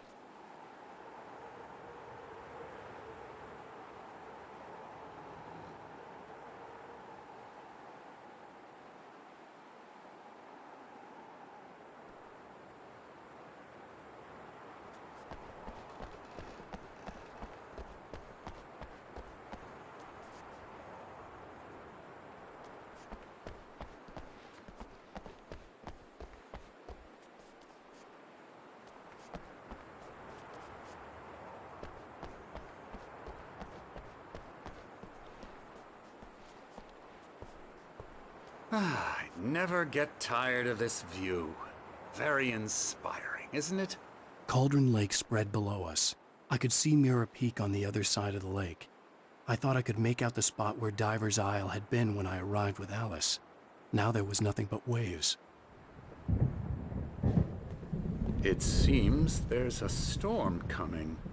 Funny, I don't recall there being a mention of that in the weather forecast. Well, no matter. This way. Follow me. Alan, what I'm telling you is good news. Right now, we're in control. Every time you have a relapse, it gets more and more difficult to resurface from the dark depths of your imagination. Not surprising, considering your profession. Imagination is what you work with. After all your nightmares, this should come as an immense relief to you. If it doesn't, why is that? Because I'm lying? Or because you don't want to admit that you're not well? It's very natural for you to think of me as your enemy. It's part of the illness. I let him talk. After all, Hartman I'm the one obviously trying loved to his bring own you voice. out of the world His you've words echoed constructed for madly yourself. inside my head. But I can't I dug do my it nails by into the myself. palms of my hands to stay You focused. need to work with me. Once you accept that, we can begin the journey towards your recovery. Come along. Let's go inside.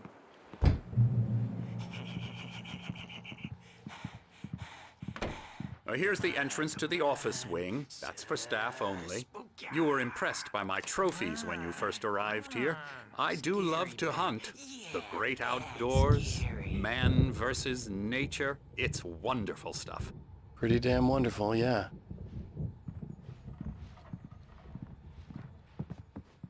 Scary, scary, scary.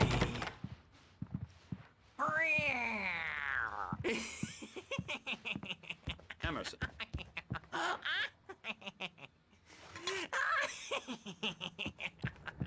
I'm a real bad dream, mister. You should be afraid of me. Don't want to run into me in the night, that's for sure.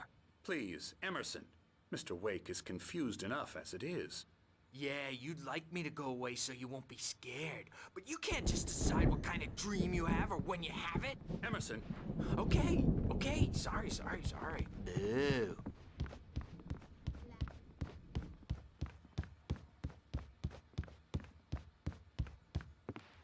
Elbow strike. Ooh, yeah. I'll get him to the head.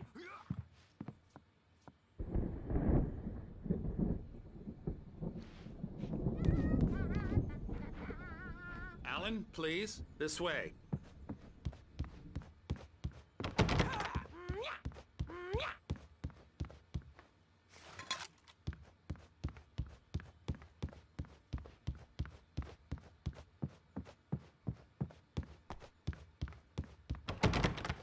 Hartman had mentioned that the power had been acting up.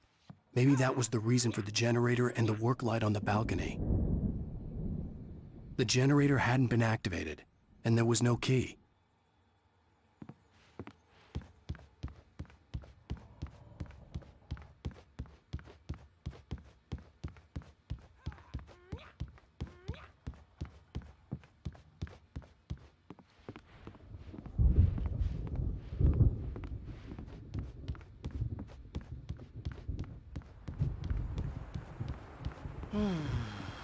Oh, hello.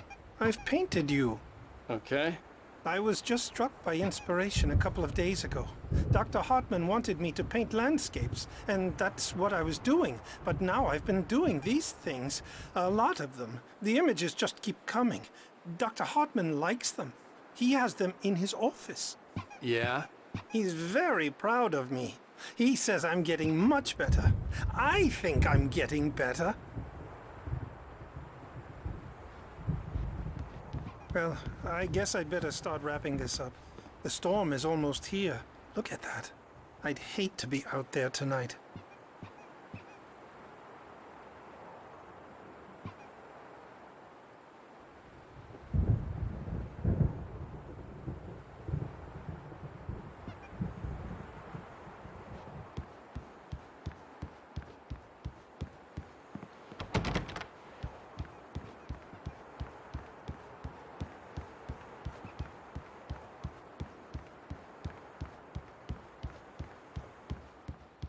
Come, Alan. This way. Ah, you might have noticed the typewriter in your room. You've been writing as a part of the therapy. As soon as you feel up to it, you should continue.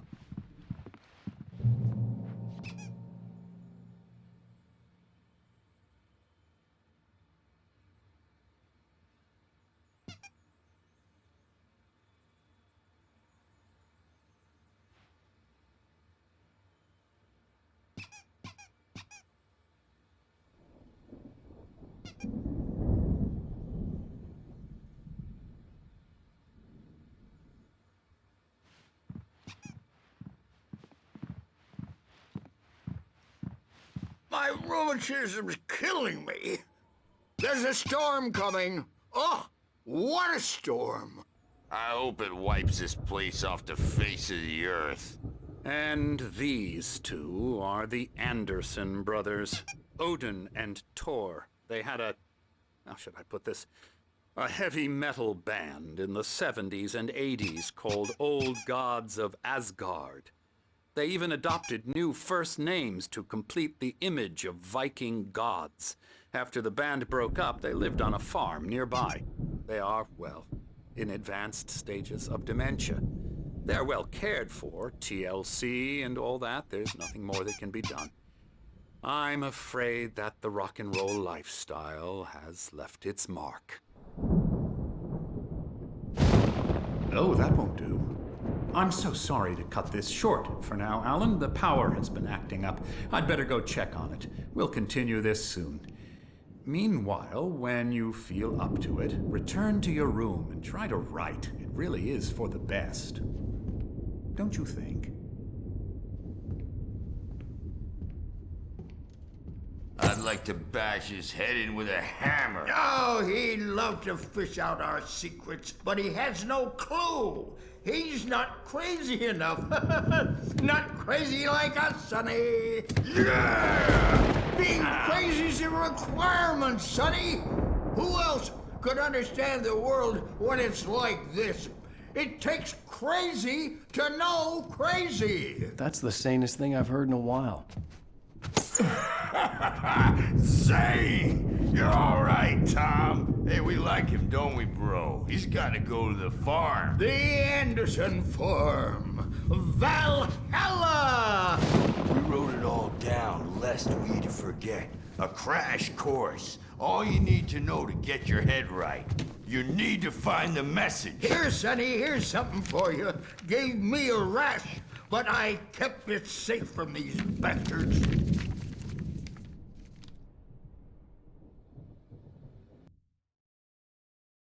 Zane could feel the poems, taking form, shaping things.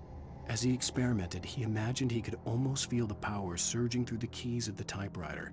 It exhilarated him. But there was fear, too. If not for his young assistant Emil, he would have given it up. But Emil convinced him otherwise. He too had a way with words. My head was clearing up, or according to Hartman, I was sinking back into the fantasy. I was convinced he was lying to me about everything. Crazy or not, the Andersons made more sense. Tom, you got any booze on you? Yeah, no. We Sorry, have a guys. stash of the special stuff at the farm. Our own formula. Local ingredients. Medicine clears your head right up. Makes you remember like moonbeams on the brain. Oh, I just noticed. Leather patches on the elbows? That's not very rock and roll. Tom just lost is all. Baba Yaga got to him too, the damn witch. She used us all. Taken from all of us. Took my thunder, the witch. And my ravens, what were they? Memory and thought, the hag. She took something from you too, didn't she? That's what she does. We're better off. This place, the lake, it gives you power. If you're a creator, an artist, God. Nightmare shifted in their sleep in the darkness of the lake. Yeah, that's the one. She makes sure it comes out twisted and raw. Just ask the lamp lady. She knows what happened to that other rider. She's been using you, boy, and you let her. You went and opened the door for her, didn't you? Now, it was already open a crack. And whose fault is that? We're morally corrupt, disease-ridden, old and stupid. Doesn't mean he had to open it all the way, goddammit.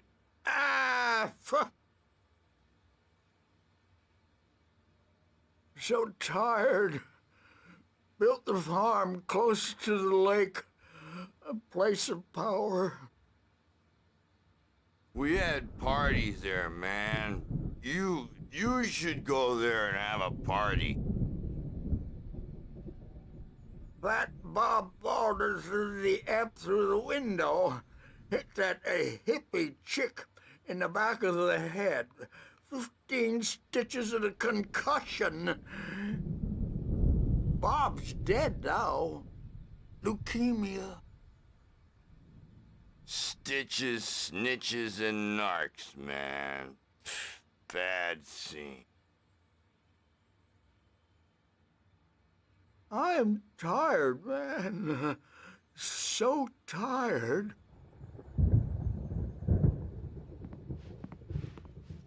I want to go home.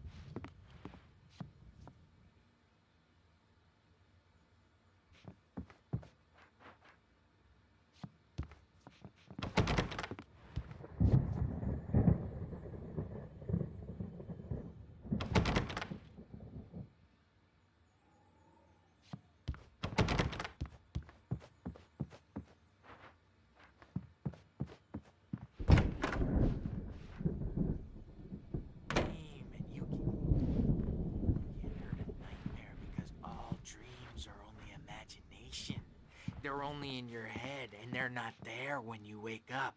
So you can't wake up because I'm in charge now, and I don't want to disappear. My nightmare is the publisher people who want to make a contribution so they can say they made a contribution. And then we end up with mullets in there because they think mullets are funny, but it wasn't supposed to be about mullets, and now it's about mullets. And when it's in slow motion, they call it mullet time because the numbers came back from marketing that mullet time is the hook we needed to go big in the target demographic.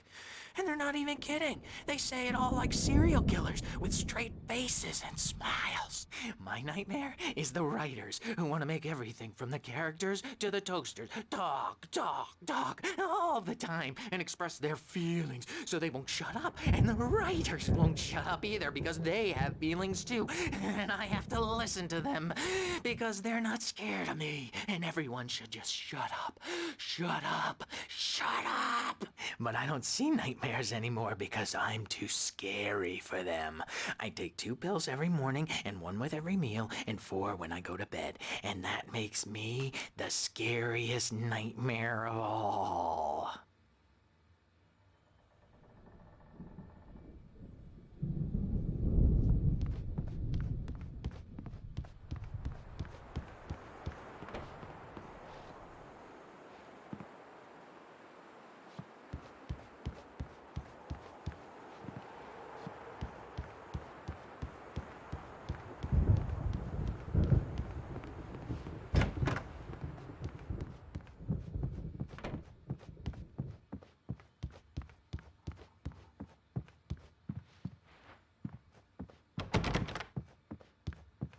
Hey, Wake, why don't you humor Dr. Hartman and give the writing a shot, huh? The typewriter's in your room. You can get to your room by those stairs, Wake. The doors were locked. Hartman and the nurses would have keys, but there was no way to get my hands on them. Something's wrong. I'm not myself. It's hard to think that there's a shadow inside my head. I can only focus on writing. Everything else is a blur. I'm trapped in this cabin. Have been for days, but it's always dark outside. My editor is real. I saw her again. She's not human. It's not human. A dark presence is wearing the old woman's face. She was covered in clinging shadows. There's a hole in her chest where her heart should be. I think I've made a horrible mistake. I don't think I'm any closer to saving Alice. It's been lying to me, using me to get the story it wants, and the story will come true.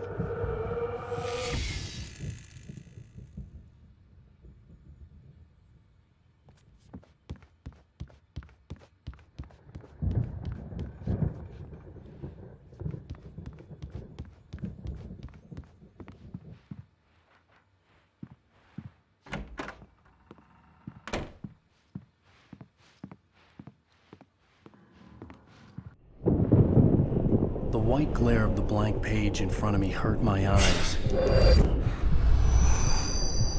My hands began to shake uncontrollably.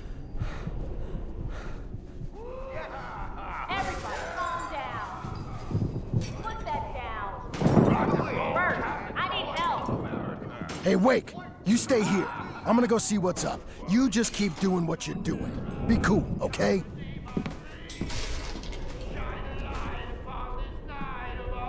I didn't know what the chaos was all about, but it could be my only chance of getting out of here. Where the hell did you get a damn hammer? My hammer's up.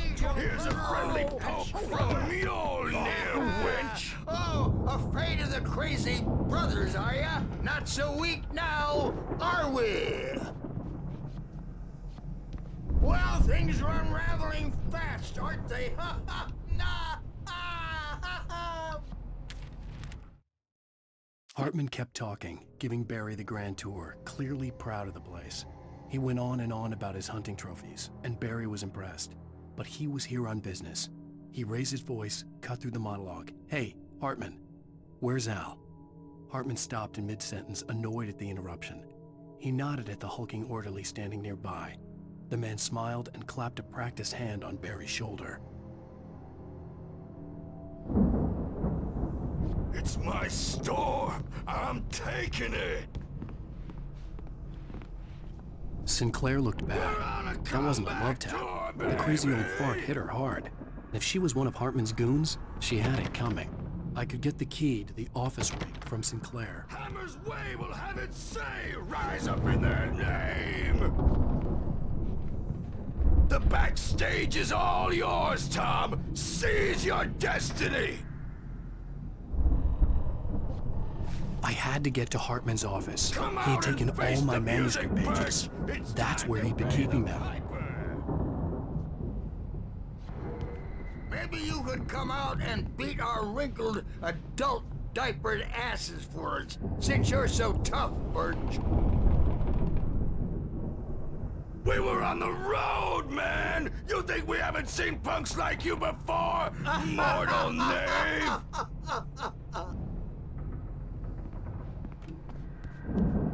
Yeah, you better hide, Birch. My wrath will break you. probably kidding, Birch. He's got a great sense of humor. Just ask Sinclair. Oh.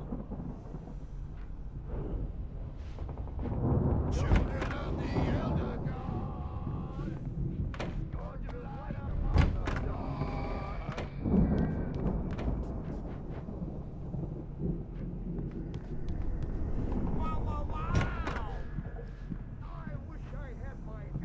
The photo on the wall caught my attention. In it, the clinic staff was standing outside the lodge. I knew the man next to Hartman. He was the kidnapper. Hartman had been playing me all along. Let me out of here! Hartman, do you hear me? I'm gonna sue your crazy quack ass to shreds! Seriously, do you have any idea how much trouble you're in? I am famous! Barry? Ow! About time! Barry, man, am I glad to see you. We need to get to Hartman's office. It's right next door. You okay? Yeah. I mean, no! The cops found me at Rose's trailer, but they didn't hassle me too much. I'm obviously a victim in this, and I demanded to be treated as such. Or else I'd sue their asses. Speaking of asses, that Fed gave me a real hard time, but I had no clue where you were. That guy's crazy, Al. But he let me go, and then I get a call from Hartman, that son of a bitch, who tells me you're here, and I should come pick you up, but when I got here, 2 goons clobbered me and stuck me in there. What's with the cutout? I stole it from the diner to piss off Rose after what she did to us. That'll teach her. Yeah, that's a harsh punishment. Come on, pal, we gotta get going.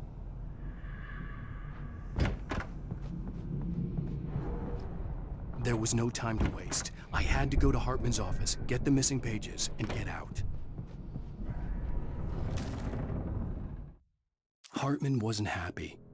Mott could see it in his eyes. He quickly lowered his own.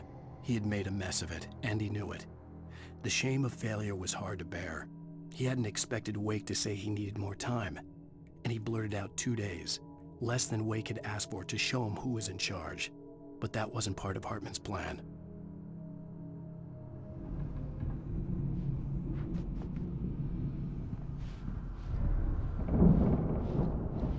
The markings on the tape said they were recordings Hartman had made of the sessions with his patients. I saw Alice's name on one of them. For a moment, I couldn't breathe right. Now, Mrs. Wake, can you tell me about Alan's problems? He's more and more out of control all the time. The parties, he's so angry all the time. He's getting violent. Do you mean with you? No, not with me. No, never. Sometimes I almost wish Alan would take a swing at me, because at least that'd lead to a conversation he couldn't just march out of. But no. Alan doesn't really sleep. And the work, well, he's not writing at all. He sits there for hours and just gets more and more frustrated. And I can't talk to him. Yes. Tell me, Mrs. Wake. What would you say to him if he'd listen? I don't know. I want to say, I look at you, and it's not you.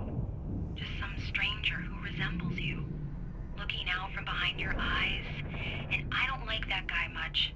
And now it's all gonna go to hell. But you don't ever say this. No.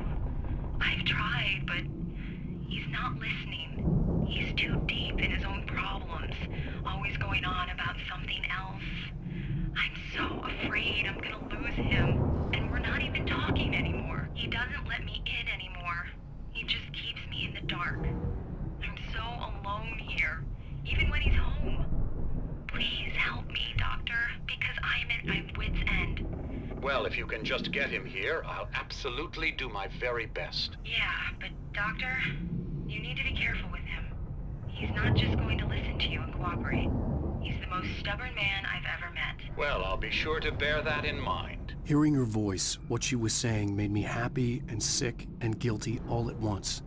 Worst of all, I recognized the words. The phone call from her. It had been a cut-up of this. Just a recording.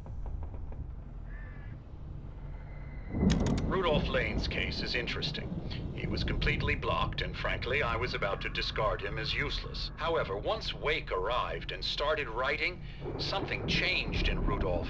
He's producing extraordinary work, increasingly dark pieces. Unfortunately, he doesn't respond to direction at all, and it's my belief that he's not so much a creator as an illustrator, perhaps, a recorder of sorts. I hadn't considered the existence of such a role before, let alone its implications, but the paintings he has produced are informative. At least he's easily controlled and useful. I wish I could say the same about Wake. It's frustrating that the best subjects are always so damn difficult to deal with.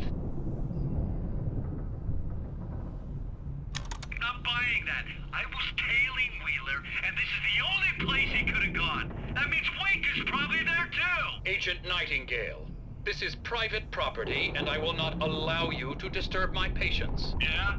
I can get a warrant. How would your fragile little patients like that? Oh, I'm thoroughly intimidated by your mighty authority now, Agent. Listen, you smug snob. How would you like it if I busted through this gate and knocked you around a little? Agent Nightingale, first of all, I'm recording this conversation, so you might want to watch what you say. Secondly, you're not dealing with a hick now.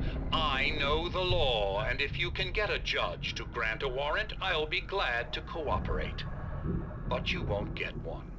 Be advised that any further communications with me are to be made through my lawyer. I don't believe this. Good day, Agent. Yeah.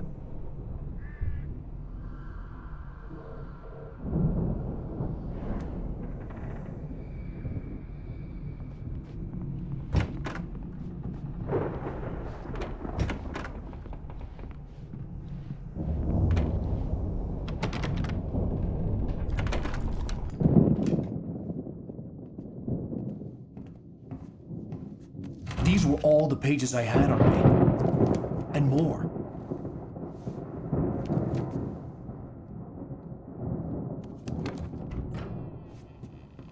Alan, please. You're sliding back into the... Tell me one more lie and I'll shoot you in the face. Ah, well, it was worth a shot. Really, Wake, come on. Let's work together on this. You have no idea... Hartman, shut up! Barry, get out of here. I'll catch up with you. Get a car. Oh, Al, let's just... Go! Wake, listen to me. This is a mistake. Don't you see? Together we can create something absolutely wonderful. With your ability and mine.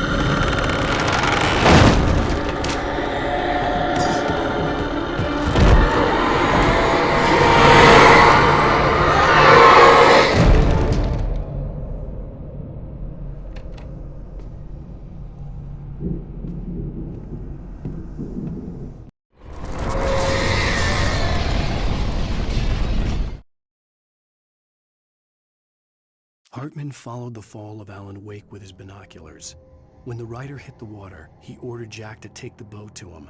The spot was easy to see in the dark, even with all the extra lights in the boat. The flare floated and kept burning even in the water. Jack turned the radio louder as the engine sputtered.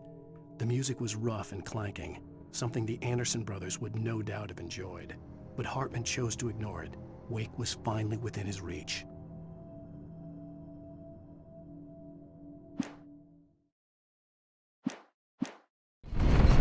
The dark presence would be on me in a moment. I had to find a way out.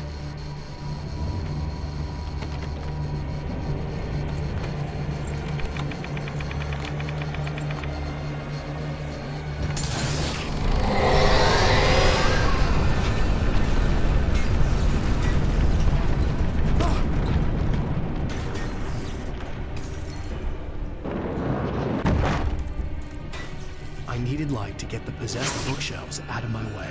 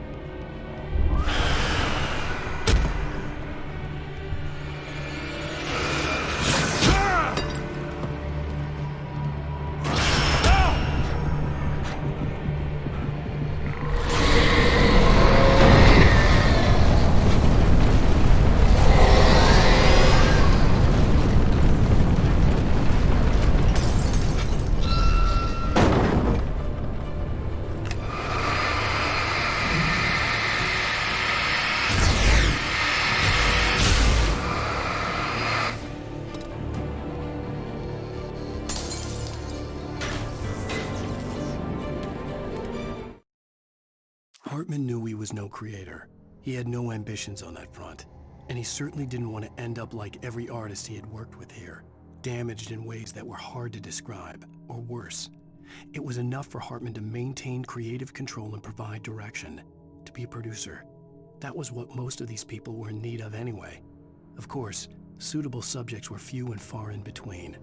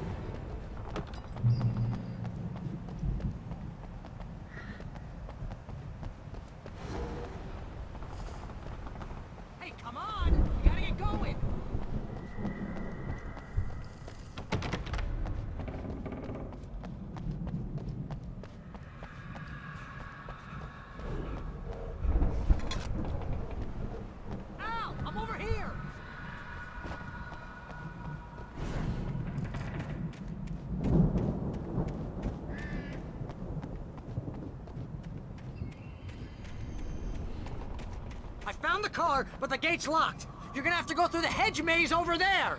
Barry, I don't have a light. Take this, Al! Oh, God! Look at the house, Al! Look out!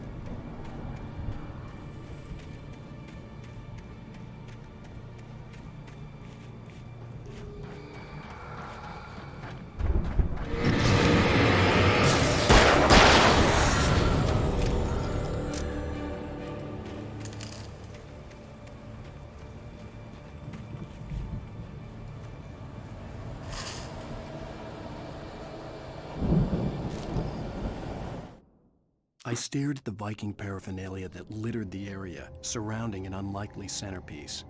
A full-size stage complete with an impressive sound system with all the trimmings, including a dragon. It took a special kind of crazy to build something like this in a remote field. When the sky split open with a deafening boom and the music started blasting, it felt strangely appropriate.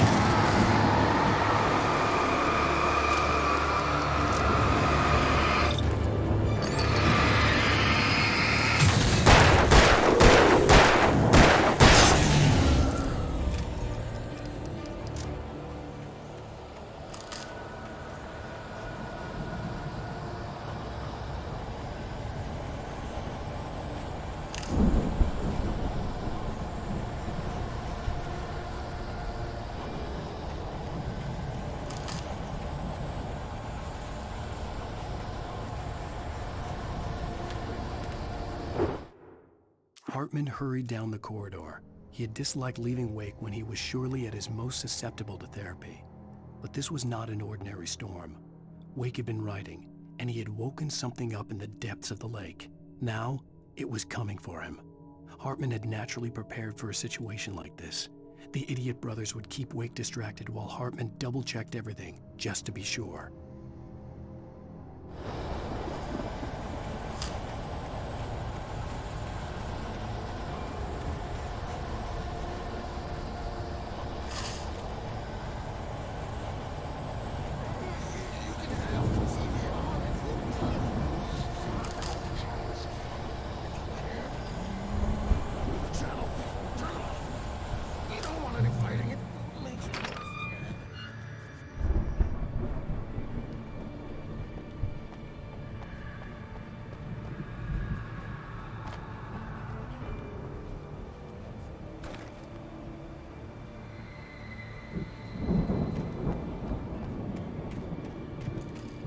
Get 2 pills in the morning, and then you'll be nice and calm all day long.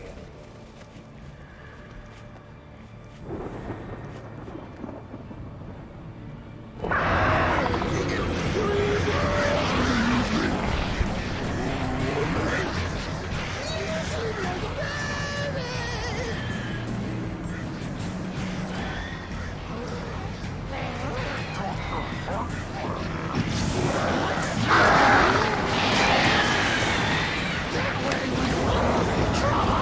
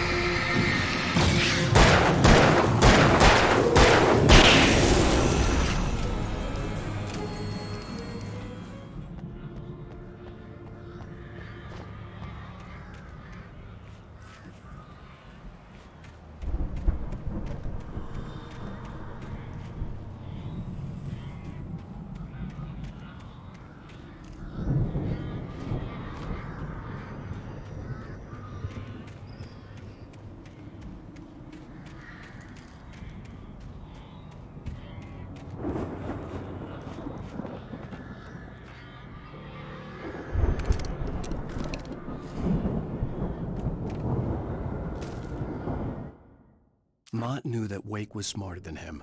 Wake had more money, a beautiful wife, everything. And Hartman said Wake was important.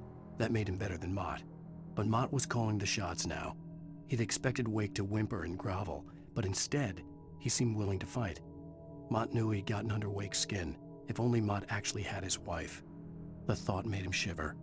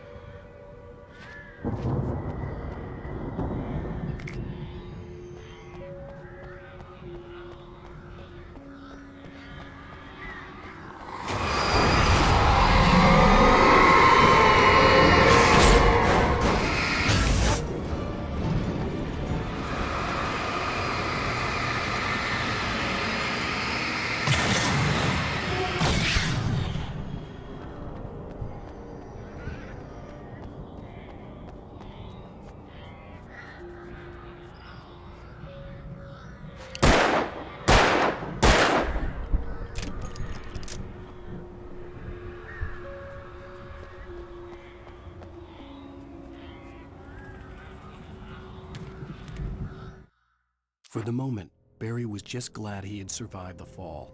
He had been separated from Al, and there was no easy way to climb back up. He told himself he'd be okay in the gloomy forest at night. He would just have to wait for a while for Al to find his way down. Barry turned when he heard the heavy footsteps and saw the movement. The man-shaped shadow lunged at him from the bushes, an axe held high. Barry screamed and threw up his hand. The world exploded.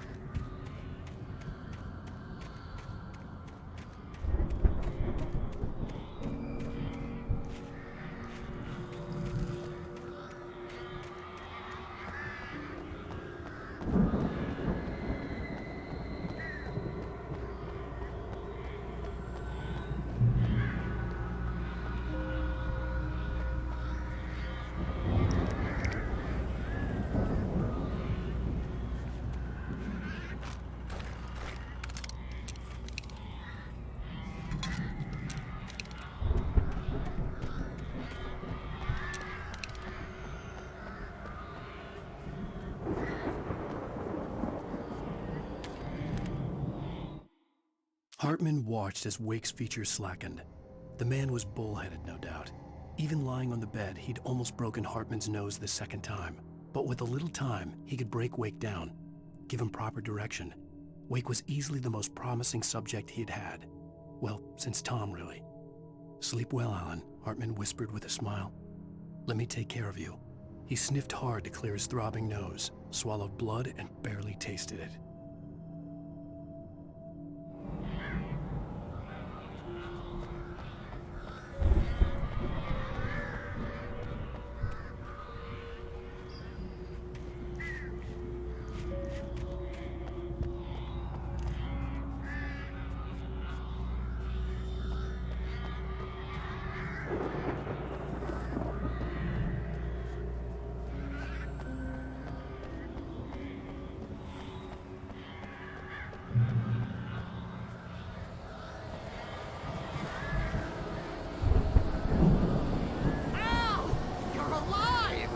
Let's get out of here. Can you open this gate?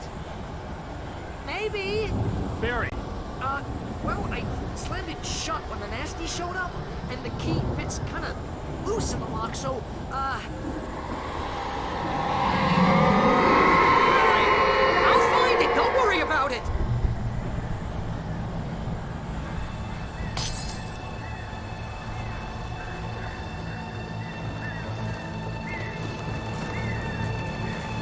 Hurry up, Barry! I'm on it!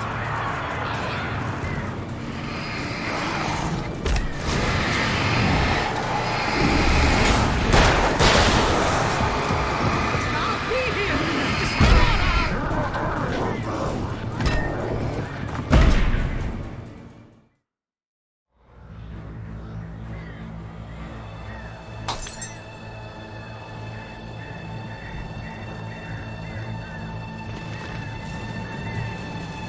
Hurry up, Barry! I'm on it! I'm on it!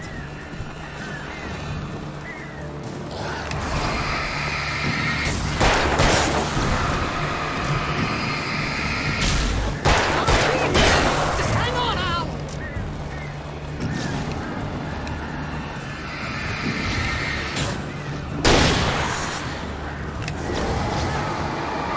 Hey, it's on the corner!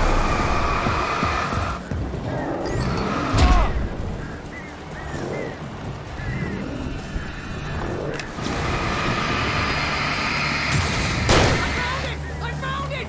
Ah, no, wait!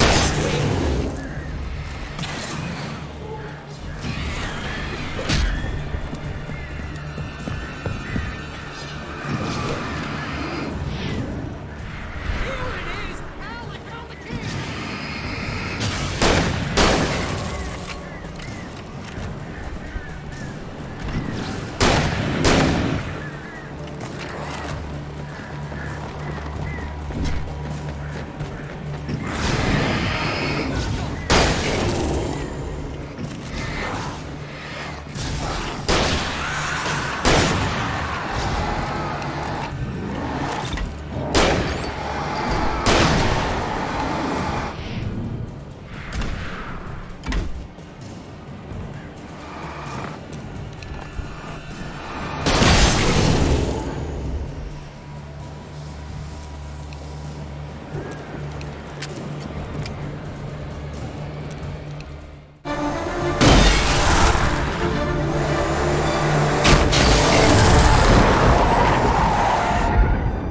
Al, please tell me we're headed for the nearest "You're now leaving Bright Falls. Come back soon" sign.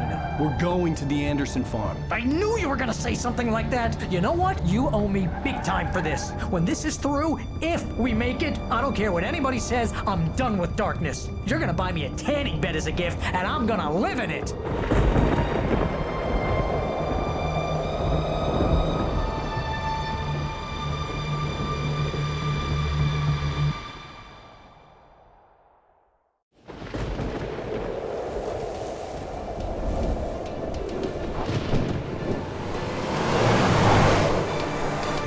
I'm crazy, but that's fine, Barry. Oh, you got that right, Al. You're barking mad. You are by far the craziest. But maybe that's inevitable when you deal with crazy stuff like this. It helps.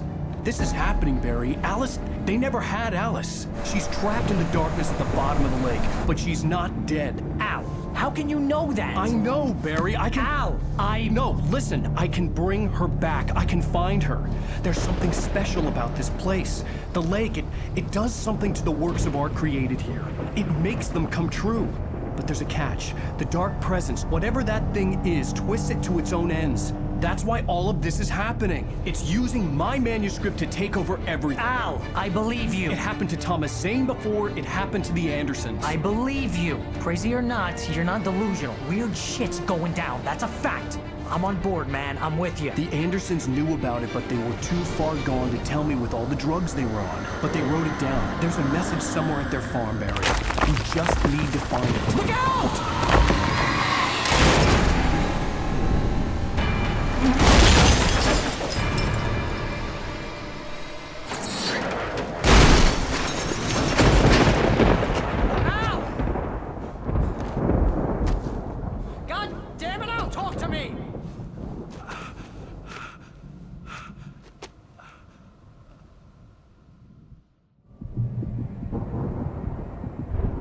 I had lost my gun in the crash. Barry was nowhere to be seen. Barry! Barry! Oh, man, you're okay! Jeez, it's good to hear your voice! I was trying to get out of the car, but the ground gave way. Man, what a drop! Don't worry, your cutout is fine. Forget that! Are you okay? I hit some bushes, didn't get a scratch. There's no way you can climb down, though. It's like a sheer wall.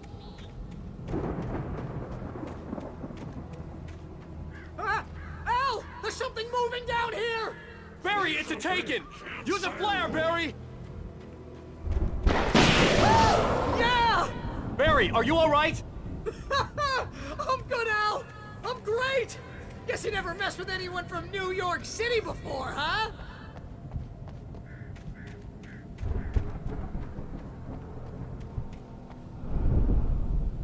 You're gonna have to find your way around to the farm, Al! I'll be waiting! Barry, just wait for me, okay? Al! I'm not staying here! It's suicide! I'm going to the farm! I'm gonna go ahead and secure the area! You can catch up! Don't worry about it! I'm on the case! Now he's Rambo. This would turn into a disaster if I didn't catch up with Barry.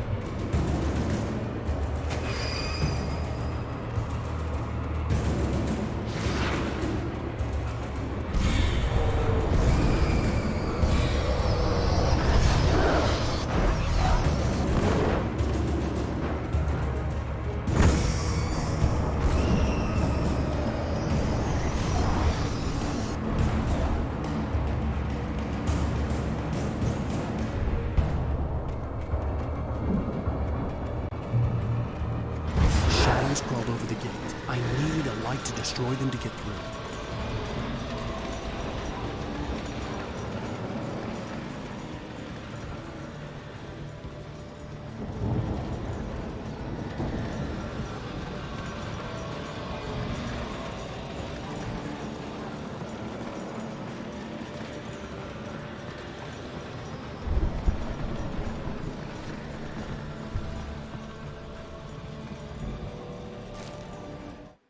Agent Nightingale stared at the passed-out rider. The man was sleeping off one hell of a night. Nightingale felt a stab of envy at Wake's oblivion, but he had a job to do. He put the gun to Wake's head and almost became a murderer. His hand shook and his throat felt tight and dry. Biting his teeth, he tried again to pull the trigger. He lost the nerve. Wake stirred. Nightingale would have to settle for an arrest. I hoped there'd still be a working generator somewhere around here to power up the old lights by the gate.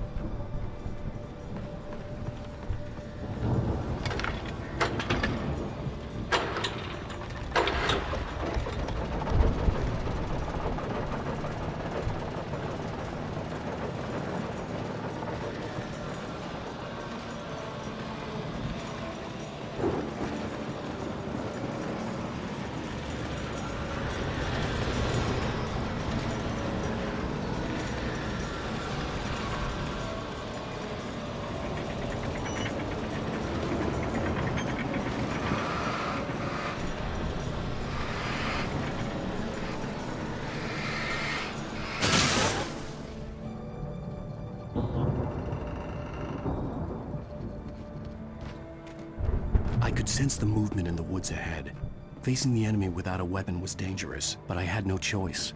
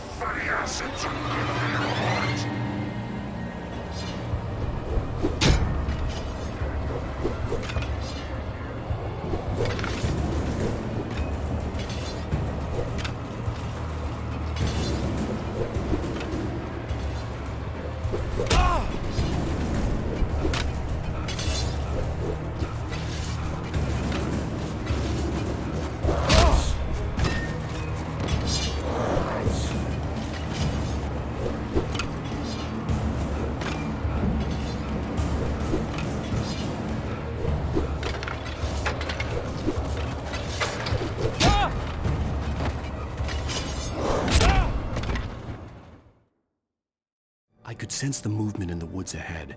Facing the enemy without a weapon was dangerous, but I had no choice.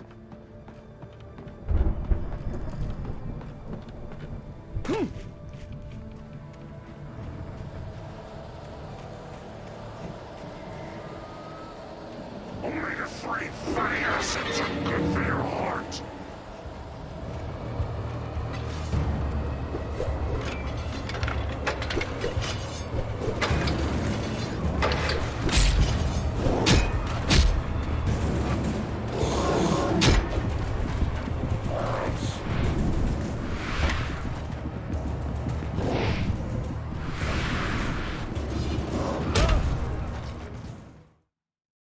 I could sense the movement in the woods ahead. Facing the enemy without a weapon was dangerous, but I had no choice.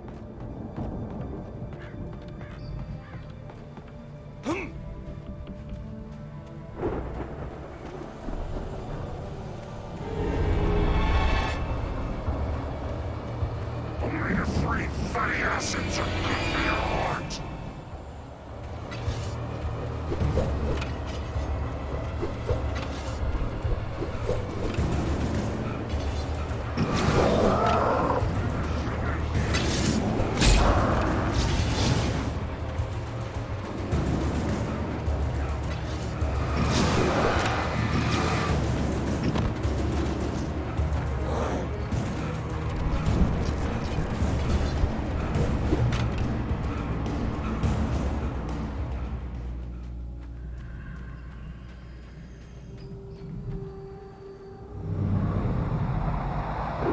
car was driving away from the farm, headed in the same general direction as I was. For all I knew, it was Barry, caught in the consequences of leaping before looking.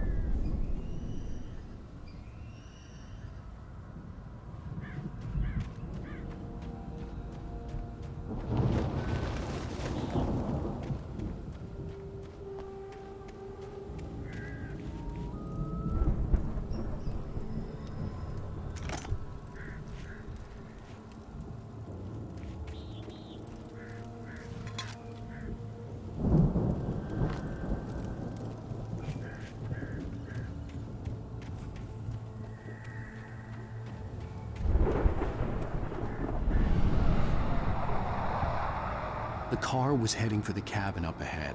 It wasn't far. If it was Barry, I would see the damage soon.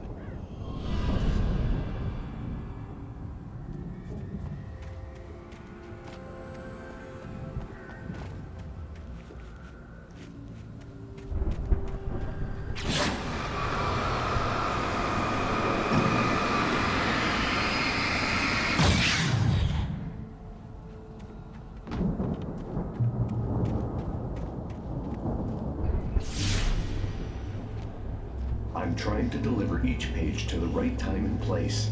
I'm trying to show you how the story goes. I had seen glimpses of the light before. I had seen it in my dream. It was a strange spaceman or a diver in a bulky suit. He was the one who'd been placing the pages on my path.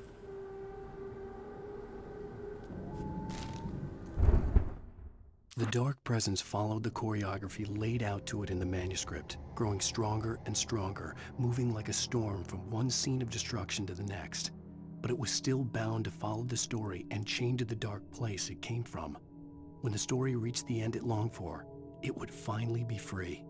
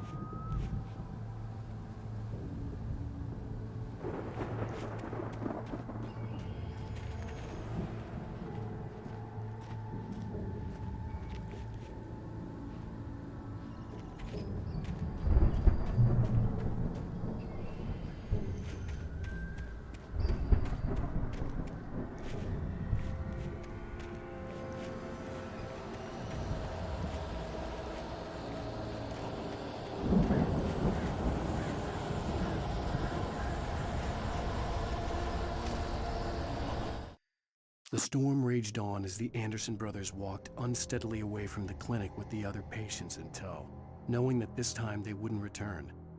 The darkness around them seethed with horrors, but Tor and Odin were unafraid.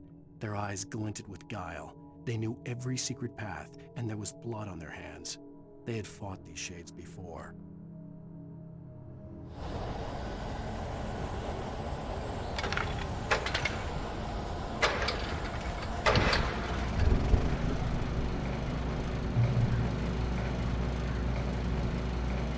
Someone had left a gun behind. Now I had a fighting chance of reaching the farm.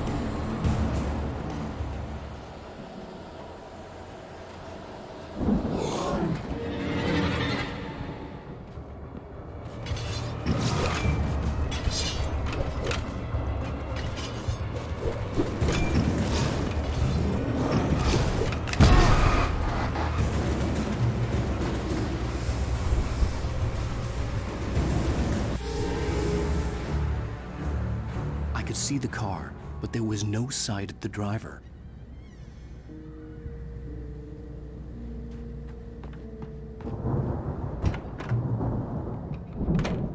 Hello?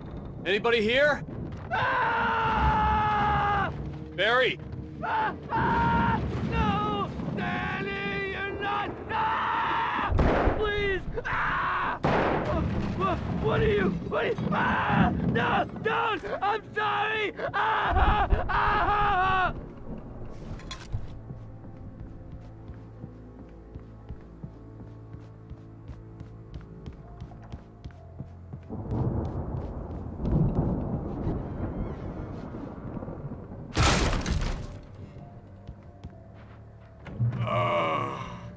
I know you. You were in jail the other day. I went to the farm again for the moonshine, you know? It makes you see. They're not gonna miss it. They're in the loony bin. But my buddy, Danny, I lost him. Something's gone wrong with him. It's not him. Like a real bad follow-up to a real good movie. The best friend's suddenly the bad guy who wrote this crap anyway.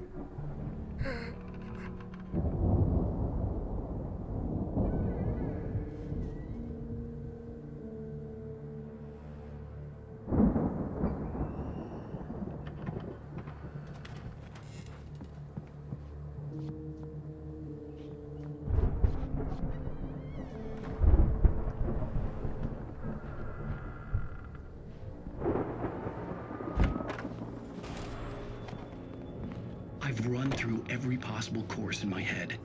If I continue like the Dark Presence wants me to, the story I'm writing won't save Alice. It's a horror story, and it's going to kill her, and me, and everybody in this town. No one will survive. Darkness will consume everything. This is what it's wanted all along. It will be free, unstoppable. It used Alice to get to me, dangled her in front of me to keep me going. It was never going to release her. I'm going to change this. I'll escape. I've written myself into the story. I'm now the protagonist. This feels like a terrible risk, but it's the only way to save Alice. I'll be bound by the events of the story just as much as anyone else who's been woven into it. The story must stay true for this to work. There have to be victims along the way. Near escapes, cliffhangers. In a horror story, it can't be certain that the hero will succeed or even survive. He almost has to die. I'll write my own escape into the story next. I need help. Zane's going to be the one who will help me. I'll make it happen.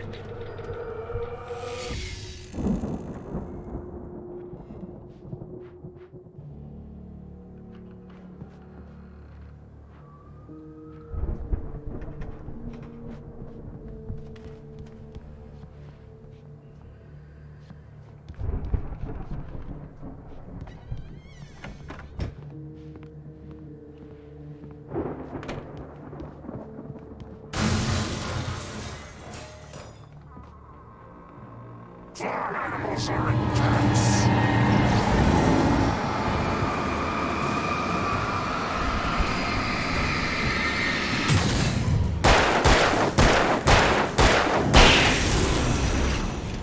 Let me guess. Danny, huh?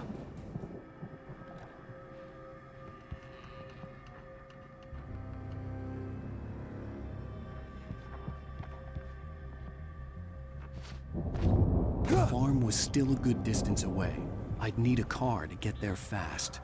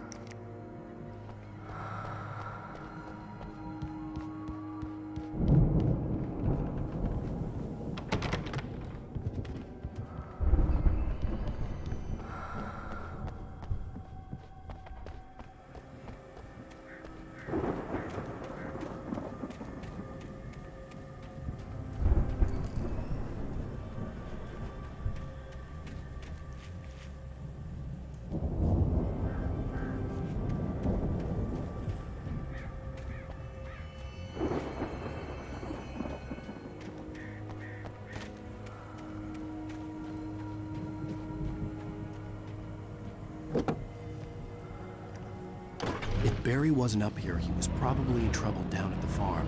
For a moment, I felt bad for doubting him. After all, I'd made it this far myself. But Barry was Barry.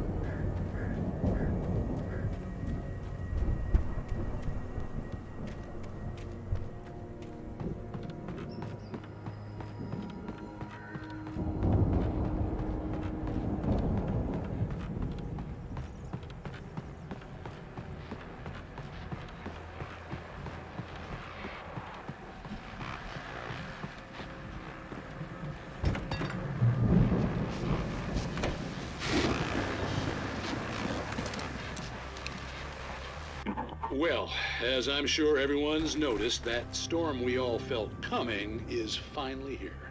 The boys at the Weather Service reckon it'll last until morning at the very least. Pertaining to that, let me read that missing persons alert again. The Sheriff's Department's still looking for a Caucasian woman, 30 years old, slim and blonde with blue eyes. She may be lost in the woods, and it's possible she's been injured in a car accident. If you see her, please make sure you get her indoors and call the sheriff. It's bad weather to be caught out in, so if you see someone in the area who maybe looks a little confused, give him a hand, all right? This is Pat Maine on KBF FM, hoping you're all safe and warm tonight.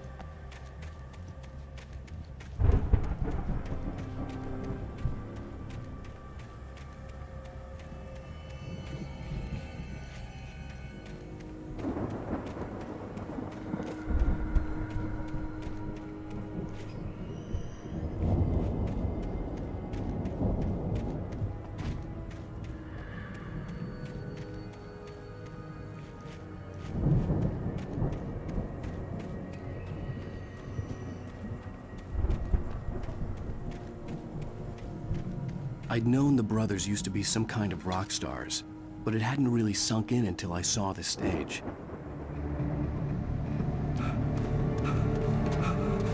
Ow! Run! Incoming! There's too many of them!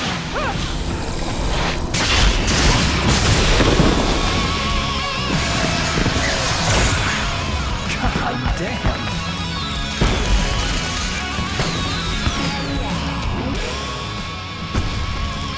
I'm so glad you decided to go it alone, Mr. Bronson. Shut up and shoot! Ow! We have to fight them all! I can set off more of the fireworks from here and help you out! Hey, Al! Did you notice there's a lot of ammo and stuff around? This is stop! Al, hold on! I'm trying to get... I'm so glad you decided to go it alone, Mr. Bronson. Shut up and shoot! Ow! We have to fight them all! I can set off more of the fireworks from here and help you out! Hey, Al! Did you notice there's a lot of ammo and stuff around? This place is... I'm trying to get the stage lights on!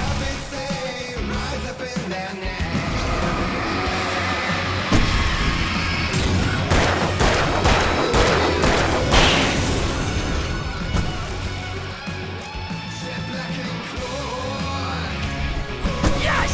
Here we go! Barry Wheeler to the rescue!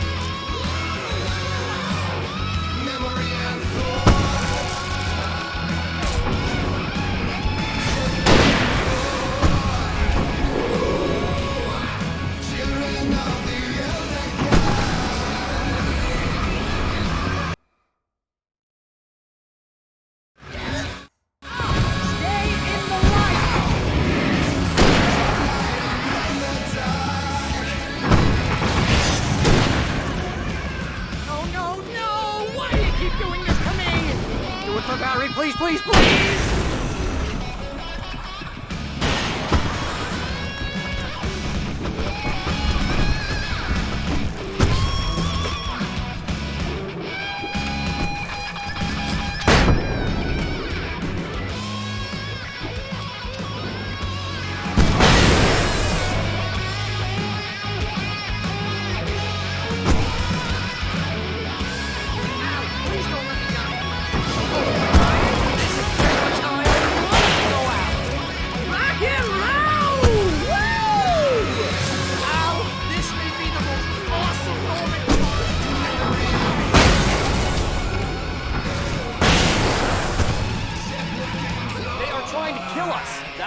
Point of my life?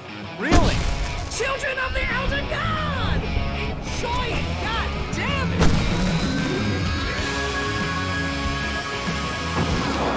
There!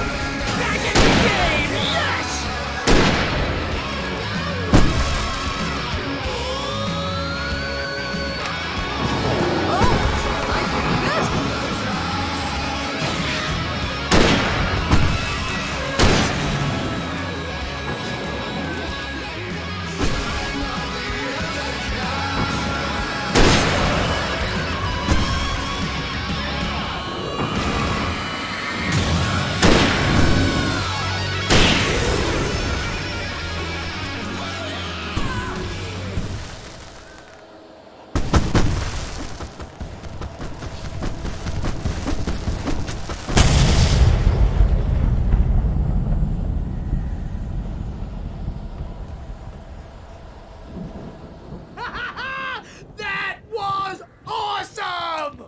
Bright Falls, rock and roll capital of America.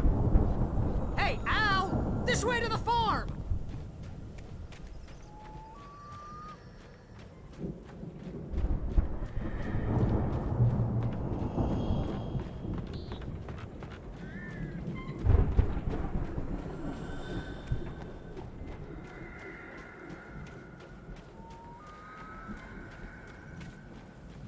see, bestseller. No reason to worry. Your cutout's good as new, right where I left it. I'll come back for it once we have the place secured. Yeah, that's been my biggest worry all this time. We need to get this thing moved out of the way. This is as far as I got before they ambushed me.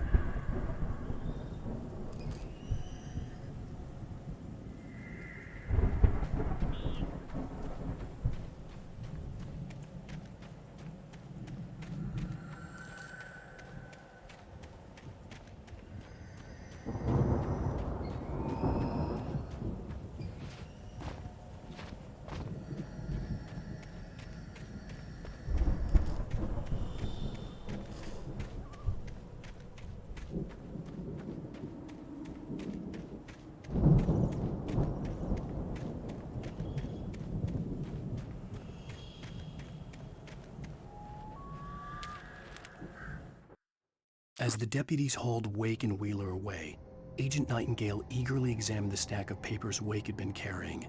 It was incomplete, a collection of random pages, but there was enough. He saw his own name in there, among others. His hands shook with emotion. Finally, it was proof. He had been right all along.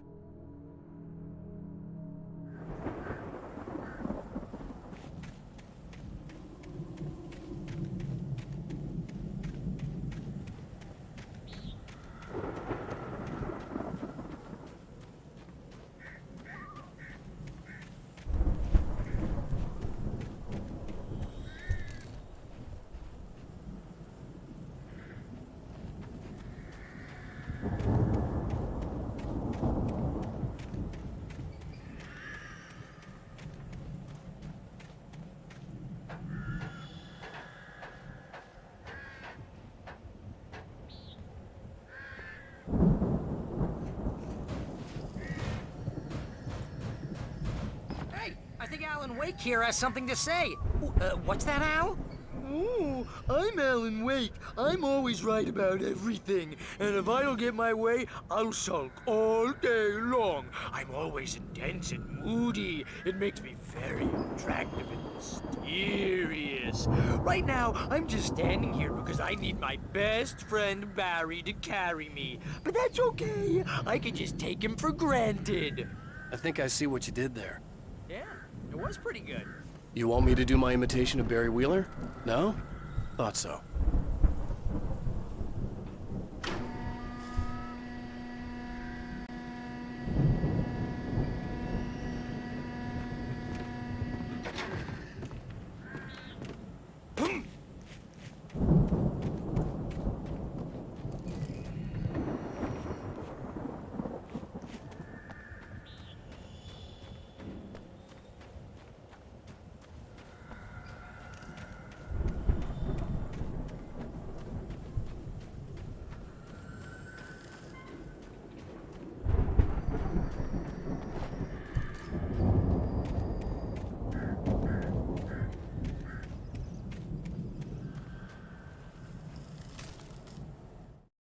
Deputy Mulligan tuned Thornton's chatter out. He didn't think riders were particularly useful people, and a huge manhunt for one struck him as idiotic. Certainly not worth the missed opportunity for coffee and pie. It wasn't even clear what the man had done, except run from them at the trailer park. Mulligan knew he wasn't alone. The sheriff's patience with the Fed was running out.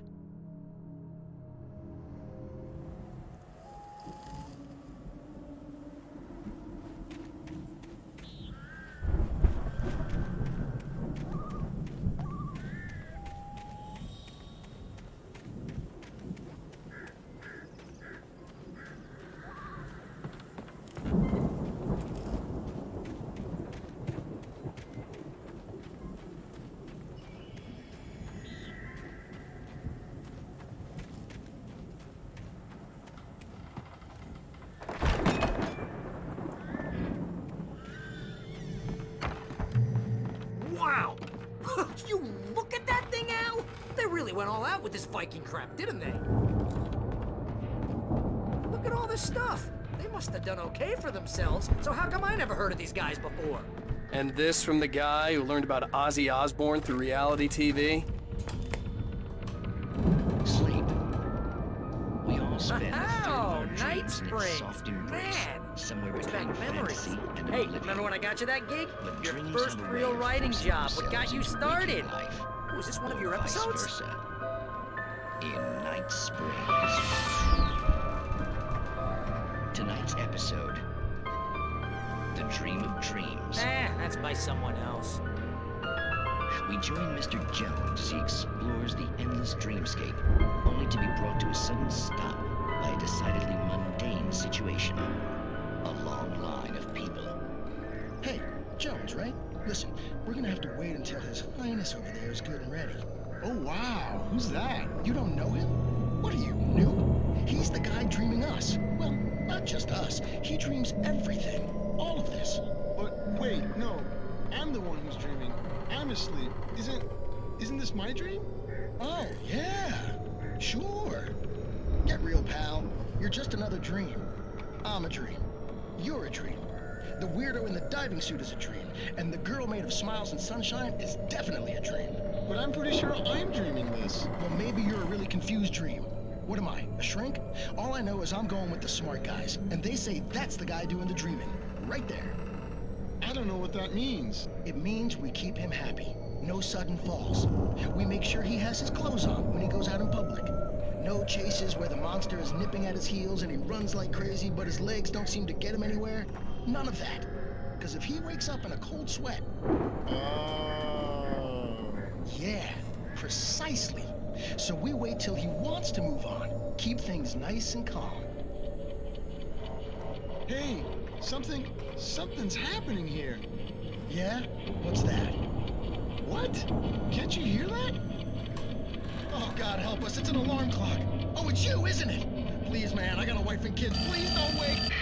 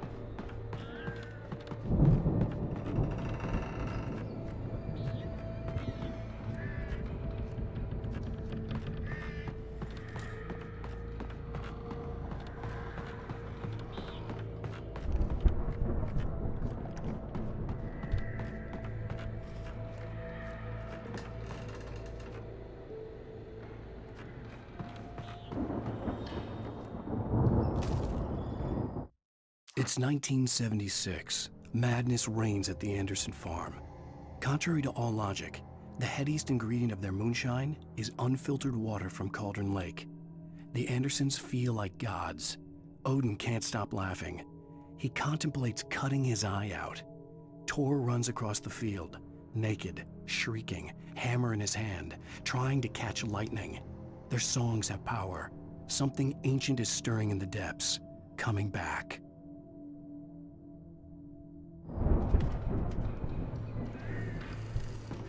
The Viking boat looked imposing, almost like a battering ram.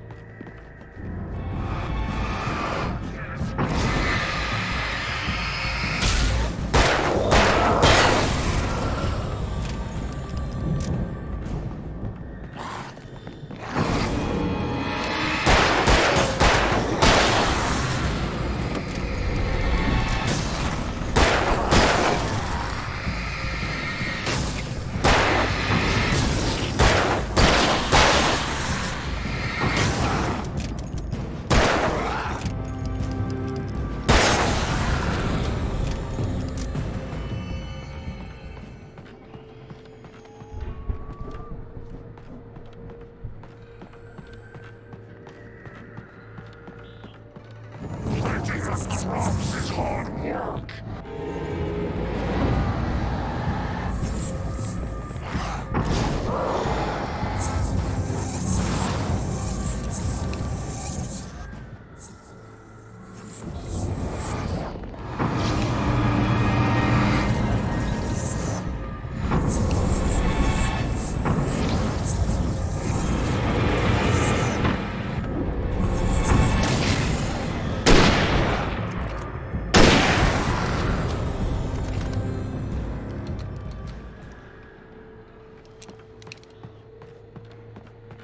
I think we can make it through here, Al!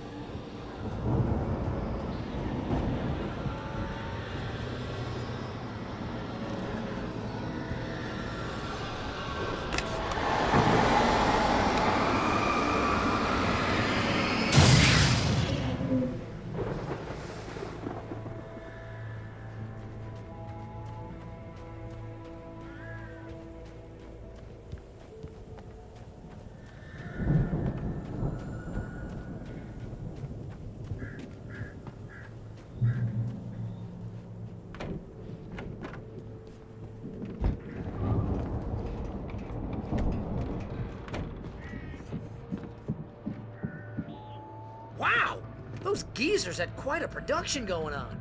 Ooh, you know what, Al? If we make it through this alive, I'm gonna start representing them. Yep, sell this stuff online, maybe get a reality show going, release a new single. Good luck with that, pal. Hey, you find us a way out of here, okay? I'm gonna take a closer look at this stuff.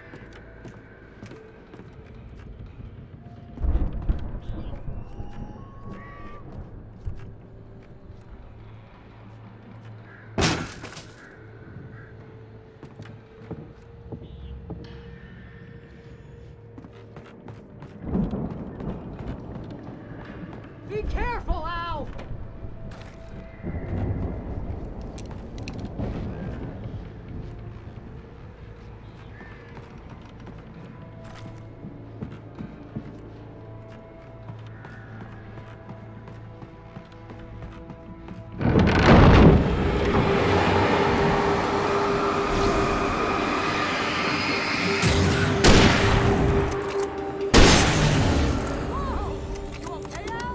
I'm good. Keep your eyes open, okay?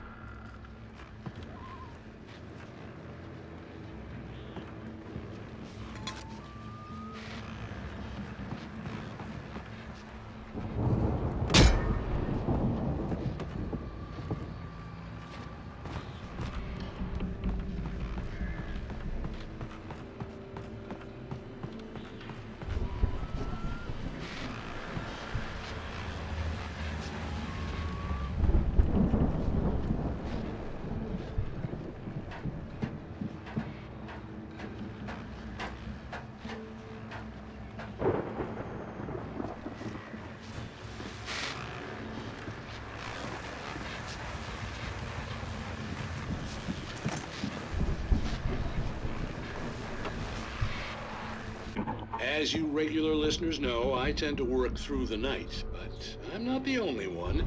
Deputies Mulligan and Thornton are taking a couple of moments off their busy schedule to join me here in the studio.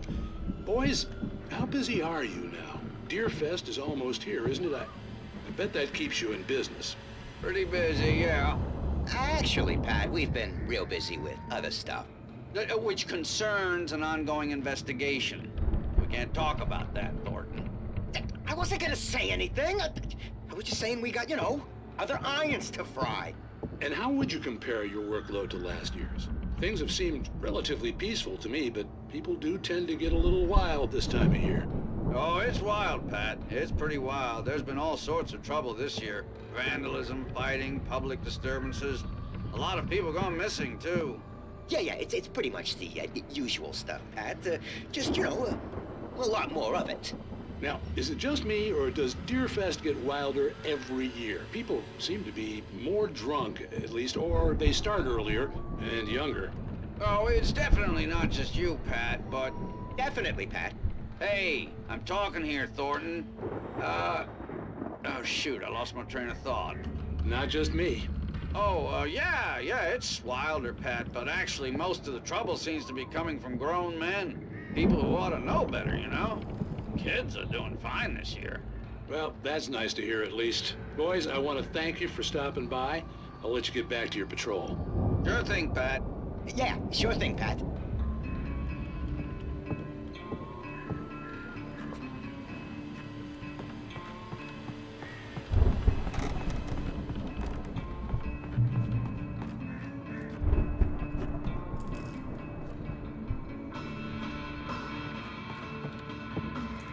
The elevator was dead. I'd have to get some power to it first.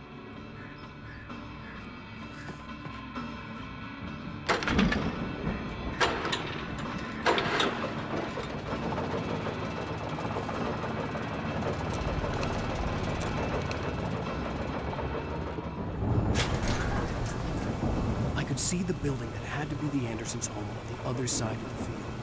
It wasn't far now. I wasn't worried about trusting the ramblings of two burned-out geriatric wrecks. They had the goods.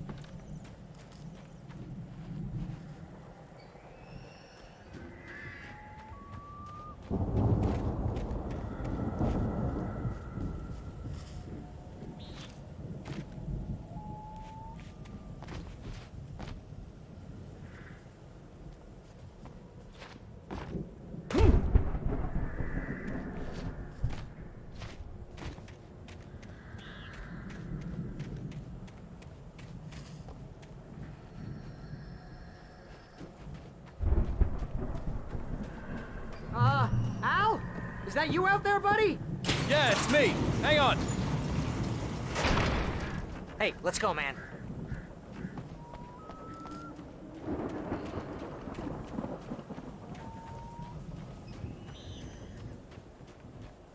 I think we're gonna have to work together to open this gate, Al. Looks pretty heavy.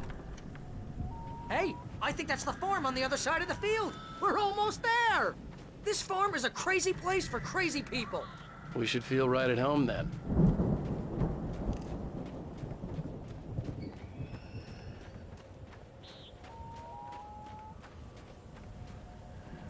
Come on, one more gate. Let's do this thing.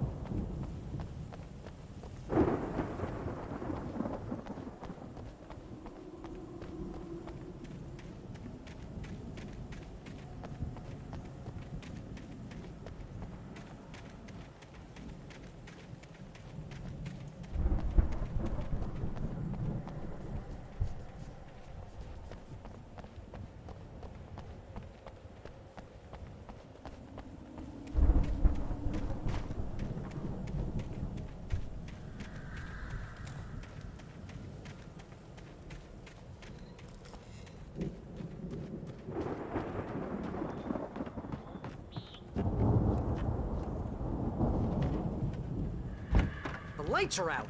I guess we better check the fuse box.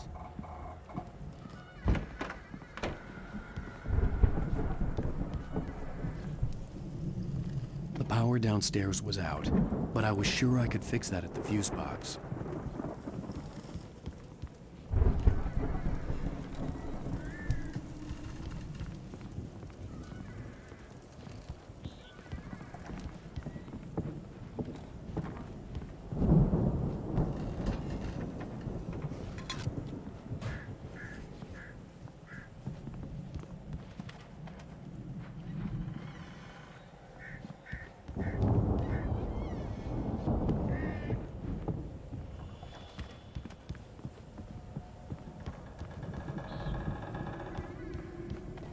You know, this place looks kind of lived in.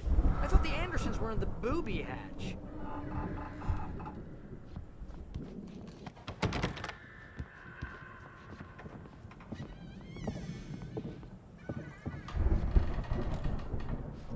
Come on, Al, let's get the lights on, huh?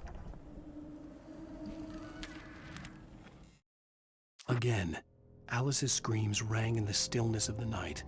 I saw myself run toward the cabin, flashlight in my hand. I followed my past self. I was an out-of-body observer, a time traveler in a crazy drunken dream. This was the beginning. The night Alice had disappeared. The mystery of what had happened during the missing week was about to reveal itself.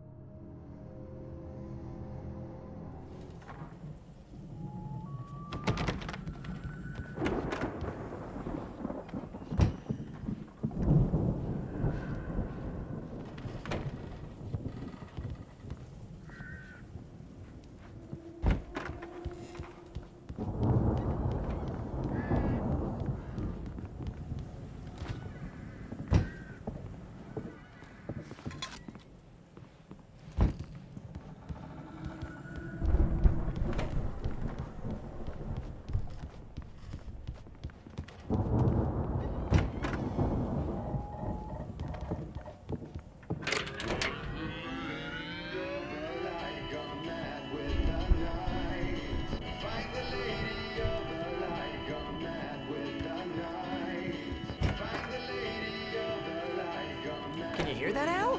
Music? Of course. We need to find where it's coming from. That's the message the Andersons talked about. That's the whole reason we're here. Lady of the Light? Oh, that's gotta be what's-her-face, the crazy lamp lady from the town. Cynthia Weaver. Right. Must be.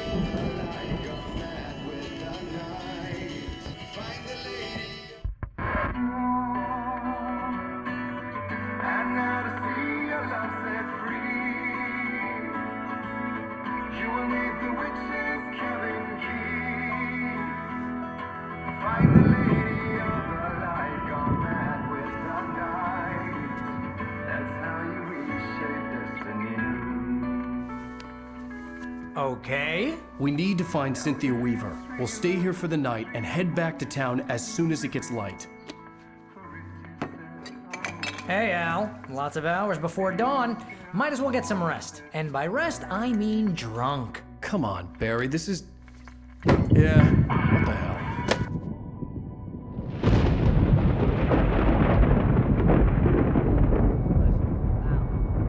I'm sorry about this. No, seriously, because I know we don't get along, but we're gonna find her, right? Even though you're a crazy bastard, I'm gonna stick by you, no matter what, ever, Al. Sure, like a brother. I'm a writer, goddammit. Correct. If I just wanted to, I could write 10 books a year. And they'd be the best books that year. No, you couldn't. That's right, I couldn't. But I could, because I'm a writer. What? What do they put in this stuff? I feel like my brain is coming out of my nose.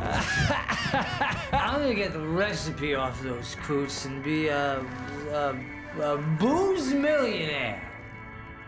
I just miss her, Barry. I just want her here with me. I know, Al. I know. It's gonna be okay. We're gonna make it okay.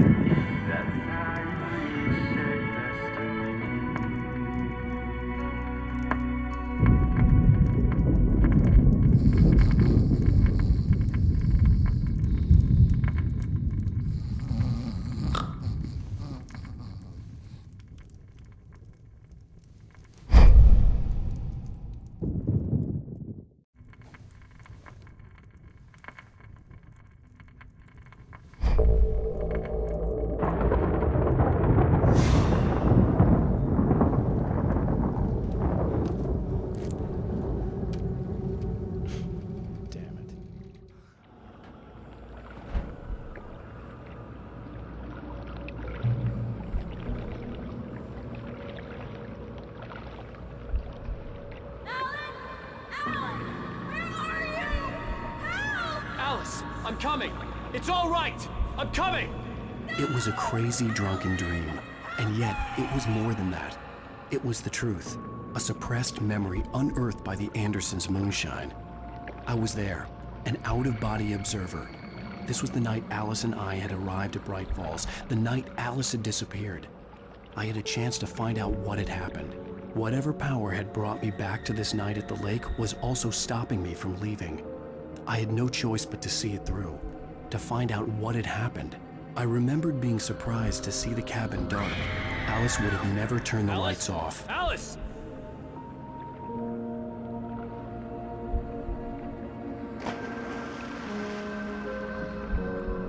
I remembered thinking I caught a glimpse of her form underwater, sinking into the darkness.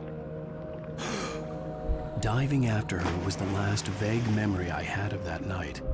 After that, the next thing I could remember was waking up behind the wheel of the crash car and finding the first pages of the manuscript.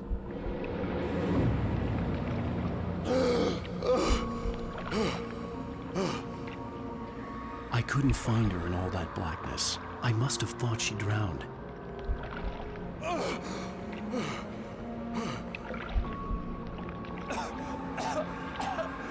Alice! Jagger had Alice, and so she had me. Alice!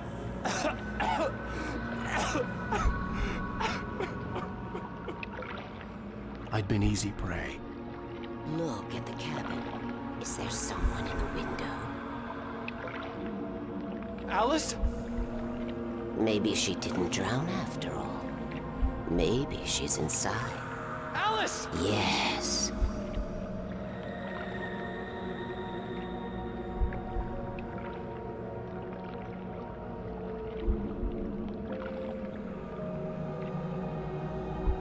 The dark presence had touched me. She had dug her nails into my brain and used me, made me her puppet.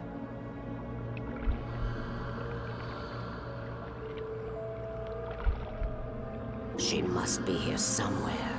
Maybe upstairs in the study. Alice! Yes, that's where she is. You can apologize. Alice! You laugh at the whole thing together and put it behind you.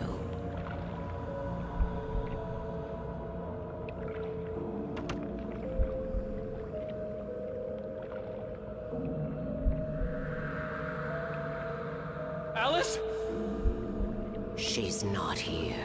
You were foolish to think so. No, she's dead.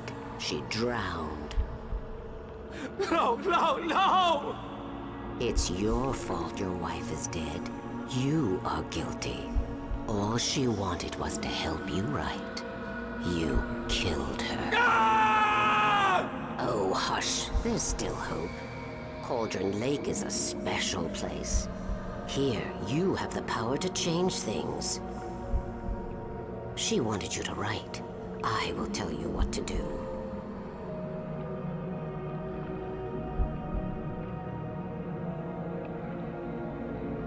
You can write her back.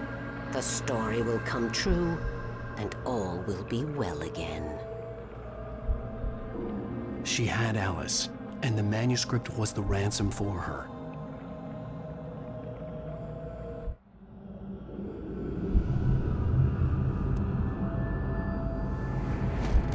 Yes. All right. I'll fix it. I'll bring her back.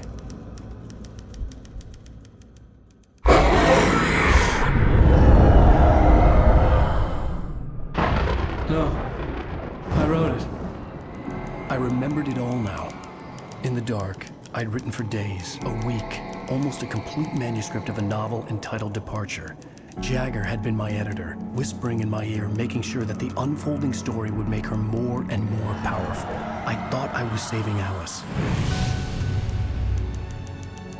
Even with the cobweb she put in my head, some part of me had been aware enough to write my escape into the story, to bring a light into the cabin to release me before I could finish, to interrupt the horror story before the ending, where darkness consumed everything and everyone.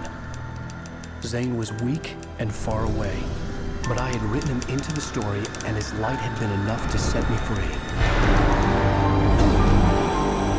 It isn't here now. I'm here because it was written. I brought the light to set you free. You must hurry. It will know I'm here. It will be back soon. It stole the skin of my Barbara a long time ago. She looks so old.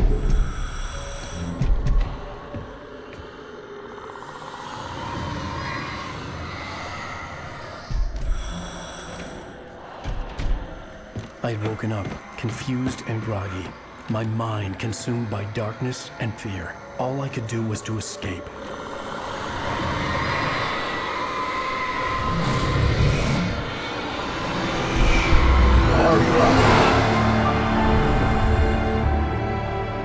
The week spent in the cabin had taken its toll. I was barely conscious, and fading fast. It had to have cost Zane terribly, thrown him even deeper into whatever dark place he now haunted. But he had managed to weaken the dark presence, kept me safe that night.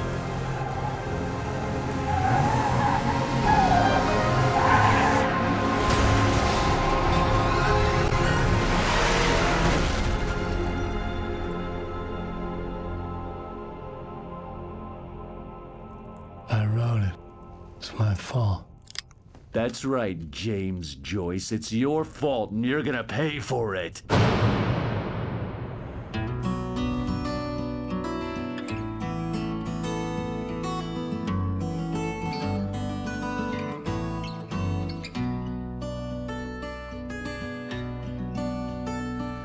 There's an old town road with mystery of Tom the poet and his muse, and a magic lake which gave a light to the words the poet used. Now the muse she was his happiness, and he rhymed about her grace, and told the stories of treasures deep beneath the blackened waves. Till in the stillness of wonder, and still in its misty crown, the muse she went down to the lake, and in the waves she drowned. And now to see a love I've said